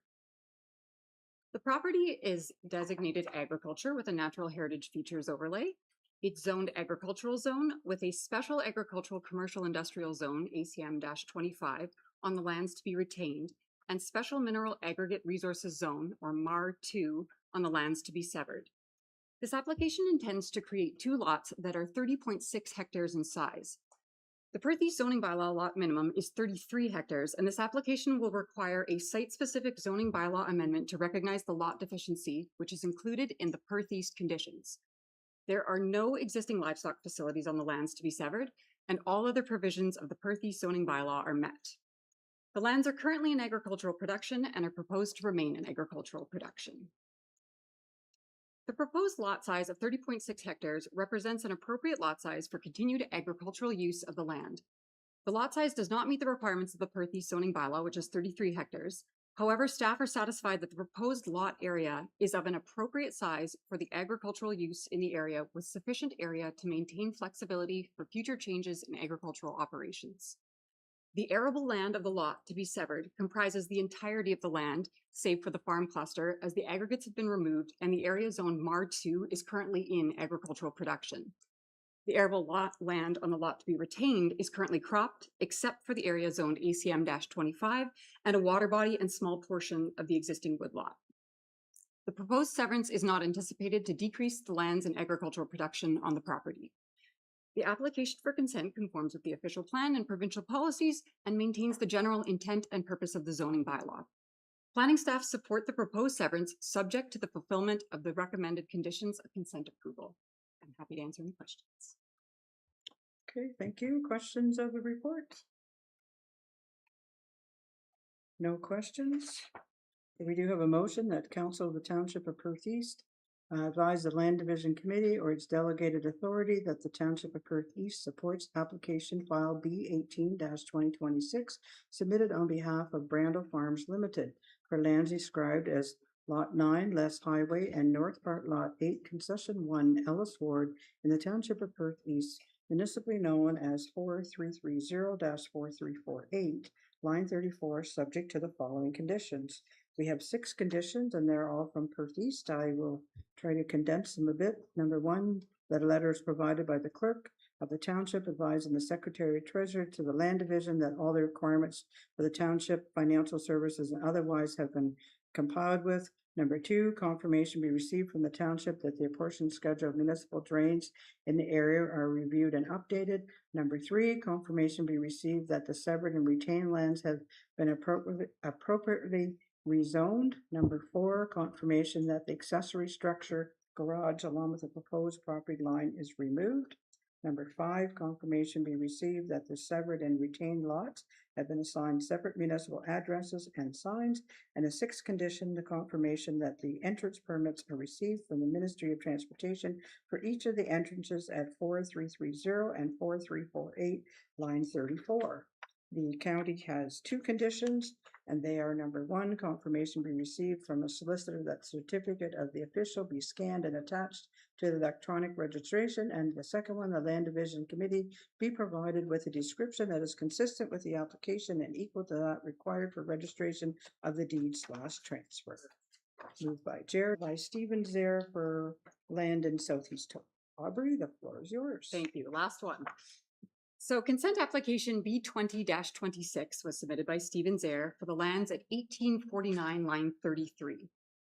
The subject lands are designated agriculture with a natural heritage features overlay and zoned agricultural and NRE2, Natural Resources Environment 2. The subject application is proposing a lot addition through the severance of an agricultural lot to be merged on title with the abutting parcel to the west. The lands to be retained and the lands to be enlarged by the severance are consistent with the provisions of the Perth East zoning bylaw, and no new lots are proposed, as the proposal is a lot enlargement to an existing agricultural parcel. The retained lot is proposed to be 40.3 hectares with a lot frontage of just under 400 meters, which exceeds the minimum requirements of the Perth East zoning bylaw. And the lot to be enlarged is 50.5 hectares, and the lot addition of 15.1 hectares would make that total area of 55.6 hectares with a lot frontage of over 400 meters. Which is also exceeding the minimum requirements of the Perth East zoning bylaw. Under the Perth County official plan, a lot enlargement must be consolidated and meet the requirements of the lower tier municipalities implementing zoning bylaw. The proposal complies with the requirements of the Perth East zoning bylaw. And to comply with the official plan, a condition of consent, Perth County condition number 2, has been included that requires the severed portion to be merged on title with the westerly abutting parcel such that no new lot is created. It is the opinion of staff that the lot to be enlarged and the lot to be retained are both of a sufficient size to facilitate future changes in the type or size of agricultural operations. The proposal is appropriate to the types of farming common to the area and will maintain flexibility for future agricultural operations. Planning staff support the proposed severance subject to the fulfillment of the recommended conditions of consent approval. Happy to answer questions. Okay, questions of the report? Seeing no questions, we do have a motion that the Township of Perth East Council advise the Land Division Committee or its delegated authority that the Township of Perth East supports application file B 20-26 submitted on behalf of Stephen Zaire for lands described as Part Lot 12 and 13, Concession 3, Southeast Hope, Township of Perth East, municipally known as 1849 Line 33, subject to the following conditions. The first three conditions are for the Township of Perth East, and they read that number one, that a letter is provided by the clerk on behalf of the township advising the Secretary Treasurer of the Land Division Committee that all the requirements for the township, financial services, and otherwise have been compiled with. Number two, confirmation be received that the apportionment schedule of municipal drains in the area have been reviewed and updated. And three, confirmation be received that the road access to the severed and retained parcels are to be to the satisfaction of the Township of Perth East. The county has three conditions, and they are: number one, confirmation be received that the certificate of the official be scanned and attached to the electronic registration of the transfer. Number two, confirmation be received from a solicitor that the resultant lot, severed land, be sold to the budding landowner to the immediate west and be consolidated with the said owner's existing property. And number three, the Land Division Committee be provided with a description that is consistent with the application and equal to that required for registration of the deed/transfer. Do we have a mover and a seconder for that? Moved by Jerry, second by Bob. All those in favor? Carried. Thanks, Aubrey. Okay, we're moving to the CAO, and we have the library roof. And Mike, the floor is yours. Thanks, Mayor Agates. Yeah, quickly, I think the report covers it for the most part. The roof at the library unfortunately is failing. We engaged Garland Canada, who's helped out Perth East previously with other roof assessments. They've taken a look, given us some ideas as it relates to budget. We're proposing utilizing some existing reserves to proceed with the repair and replacement work of the library roof. I can try and answer any questions if there are any. Questions of the report? Seeing no questions, we have a motion that Council of the Township of Perth East receive the report prepared by the Chief Administrative Officer dated July 14, 2026, entitled Request for Budget Amendment, PEPL Roof Replacement and Repair, CAO-2026-06 for information, and further that Council authorize the replacement and repair of the library roof and interior damages at a cost of up to $80,000 to be funded as follows: $19,698 from the Library Building Reserve and $60,302 from the Library Corporate Reserve. Moved by Jeremy, second by Hugh. All in favor? Carried. Thanks, Mike. And we'll move to the clerk department, and the first item is the Morrison Municipal Drain, to appoint the engineer, and Ashley, the floor is yours. Okay, thanks, Mayor Agates. This is the next step in the process after the Conservation Authority was circulated. So we're looking to appoint Streamline Engineering to prepare a report under Section 78 of the Drainage Act. And at the time of writing the report and still to date, we have not received any comments back from Upper Thames Conservation Authority. I will try to answer any questions if there's any. Any questions of the report? Seeing none, we have a motion that Council of the Township Perth East receive the report prepared by the Development Technologist and the Manager of Legislative Services / Municipal Clerk dated July 14, 2026, entitled Engineer Appointment, Morrison Municipal Drain, CLE-2025-026 for information, and further that Council appoint Streamline Engineering, Inc. to prepare an engineer's report under Section 78 of the Drainage Act for the Morrison Municipal Drain, Lot 11, Concession 1, Ellis Ward, Township of Perth East. Moved by Hugh, second by Andrew. All in favor? Carried. And the next report is unopened road. Ashley? Okay, thanks, Mayor Agates. In July 2025, Council directed staff to review the unopened portions of Creek Street and William Street following a request that was received from the adjacent property owners.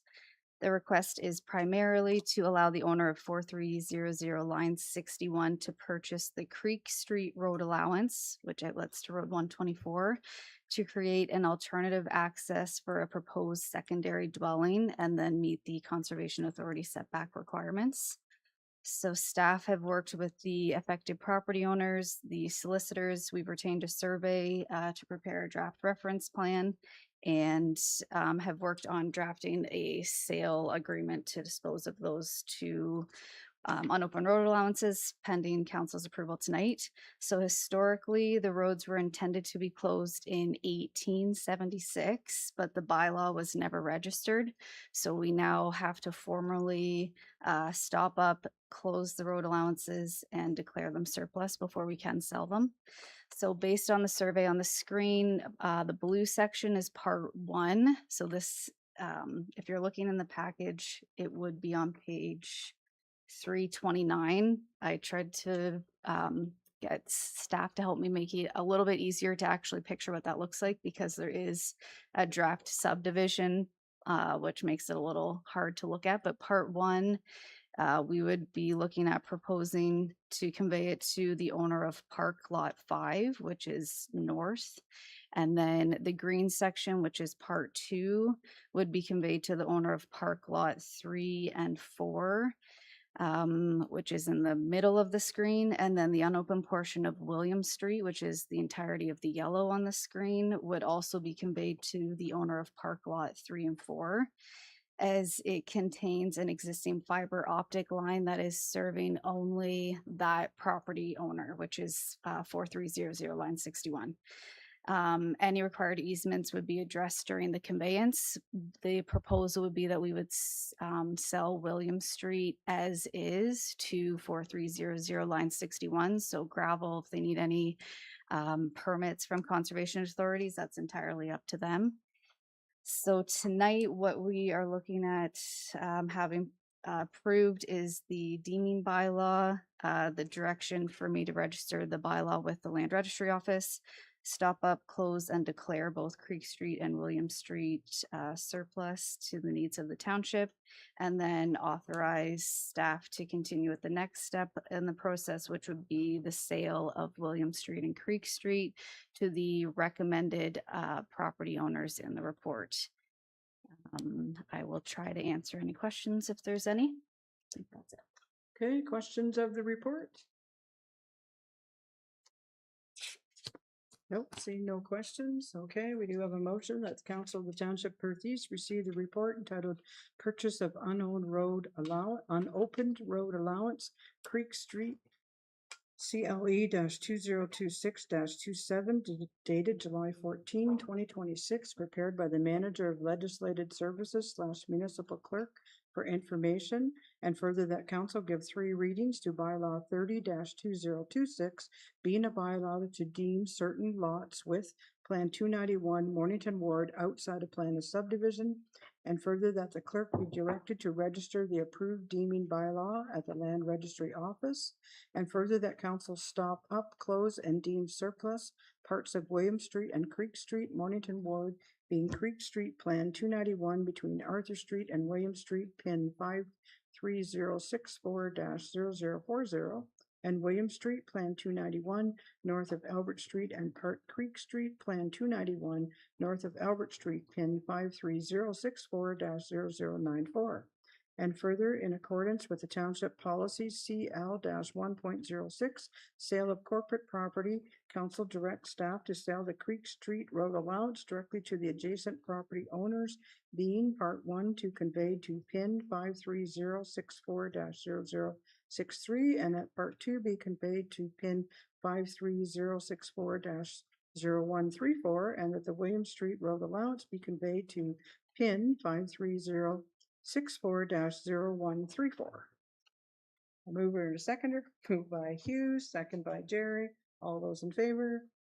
Carried. Thanks, Ashley. We'll now move to finance. We have our annual asset management report. Paula, the floor is yours. Thank you, Mayor Agates. This report will meet the annual asset management reporting requirements under Ontario Regulation 588-17. A couple highlights from the progress report: the asset replacement value has increased from 316 million to 322 million. This is mainly due to inflation. The township's assets remain in fair condition, with approximately 53% rated good or very good. There's been no significant changes to the levels of service or long-term risks. The key challenges for the township asset management plan remain to be inflation, rising construction costs, limited grant funding, and balancing long-term affordability. Staff continue to prioritize life cycle-based capital investments, pursue grants, and use the asset management plan to support budgeting. This concludes my report. If there's any questions, I'd be happy to answer. Okay, thanks, Paula. Any questions of the report, Hugh? Yeah, for Jay. What did they actually consider a really good gravel road? Is it considered that most of our gravel roads are maybe from Florida and fair condition, and everybody we talk to from the municipalities around really like that road. So what do you gotta do to get it up to a higher level? Through the mayor, I had a feeling you might ask this question. It's kind of it's a unique situation with gravel roads. It's one that is, the condition would be different every day you assess it. Once you perform the maintenance, it would effectively be back to a good, condition. Once you apply your dust suppressant, that sort of thing. So it's gonna fluctuate constantly. I'm not sure there's a lot of value in having a condition assigned to a gravel road. So I can't really say too much more than that, other than I agree with your sentiment about the quality of the roads in Perth. So that's all I have. Okay, any other questions? Seeing none, we do have a motion that Council of the Township of Perth East receive the report prepared by the Deputy Treasurer / Asset Management Coordinator and Manager of Financial Services / Treasurer dated July 14, 2026, entitled 2026 Annual Review of Asset Management Progress, FIN-2026-14 for information. Moved by Andrew, second by Hugh, all in favor? Carried. Thanks, Paula. Okay, we're moving down the list here. Nothing from Public Works, nothing from Building and Bylaw. Parks and Recreation, we have 2 reports. The first one is on a concession operation. So Becky, the floor is yours. Thanks, Mayor Rhonda. A note that the operator of the concession booth from 25-26 season is not going to be returning. We put out a request for interest, and Don Eckerd, who owns Crazy Kernels, you may be familiar with him, and along with his brother have put in their interest to operate it. So if council would be in agreement to enter into an agreement with Don Eckerd to operate for the next season. Okay, questions of the report? Seeing no questions, we have a motion that Council of the Township of Perth East receive the concession agreement report prepared by the Manager of Parks, Recreation, and Community Services dated July 14, 2026 for information, and further that Council of the Township of Perth East authorize the signing of the concession booth operator agreement with Don Eckert, and further that Council of the Township of Perth East give a first, second, third, and final reading to bylaw 32-2026. Moved by Bob, second by Amanda, all in favor? Carried. And the second one is Build Strong Communities application. Becky? Thanks, Mayor Rhonda. During the preparation of this report, we had reached out to a roofing consultant to review both the library and the Shakespeare Optimist Hall. Unfortunately, their findings did not get submitted before the report did. For council, the consultant's findings indicated that the larger portion of the roof on the hall does not require replacement at this time. However, the lower portion of the roof does require replacement. The estimate cost for that replacement of the lower portion was $90,000. For the grant consideration, we were looking at doing the roof and the washroom retrofits as part of as a potential project. The estimated total cost of that would have been about $151,000, which is the original cost. If doing the larger portion of the roof would have been about $407,000. So that this plant the project must be at least $250,000 to be eligible. Therefore, it's staff's recommendation that council directs staff to apply for the Building Communities Strong Fund application for the perk pool filtration system and pump house renovations. If there's any questions, happy to answer. Okay, thank you. Questions of the report, Andrew? Thank you, Mary. What would the plan be to replace the, we saw our previous item, bad things happen when roofs go, right? Insurance guy all verified, always looking at the roof. So what's the plan for replacing the roof that needs to be replaced then? So we would include that in the 2027 operating budget then, or sorry, capital budget? Yeah, just because the damage can be done by, perfect. Yes. Thank you. Okay, other questions?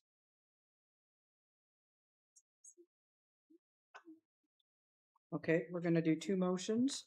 The first one is that the Council of the Township of Perth East received the report prepared by the Manager of Parks, Recreation and Community Services dated July 14, 2026, entitled Build Community Strong Fund for Information.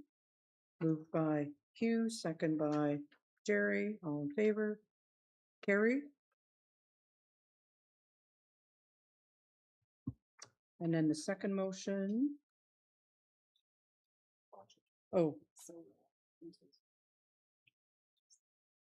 Okay, so the second motion, I'll read it and we'll see where it goes. That the Council of Township of Perth East directs staff to proceed with Build Community Strong Fund application for the perk pool, filtration system and pump house renovations. Moved by Hugh, second by Jerry. Questions? All in favor? Carried. Okay, thanks, Becky. Now we're going to move to fire and we have a tiered response agreement. Bill, the floor is yours. Great, thanks, Mayor and Council. The report before Council tonight's requesting Council's authorization to execute an updated tiered response memorandum of understanding between Perth County Paramedic Services and the Perth East Fire Department. A little background, the province has implemented what they call the Medical Priority Dispatch System, MPDS. That's going to go into effect in November of this year. It's a new evidence-based dispatch system.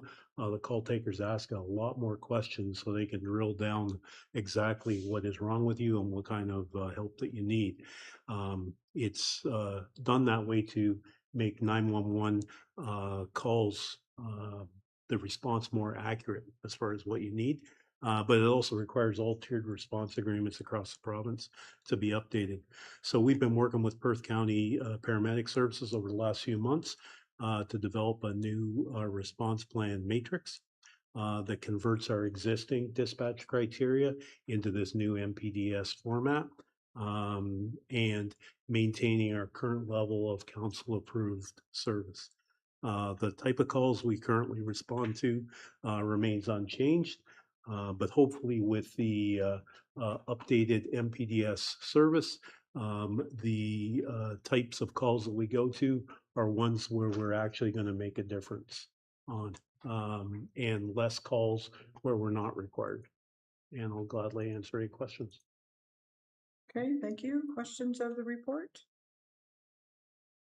Seeing no questions, we have a motion that the Council of the Township of Perth East receive the report entitled Tiered Response Agreement, Perth East Fire Department and Perth County Paramedic Services for information, and that Council authorize the Mayor and the Clerk to execute the Tiered Response Memorandum of Understanding between Perth County Paramedic Services and the Perth East Fire Department, and further that Council give a first, second, third, and final reading to Bylaw 33-2026.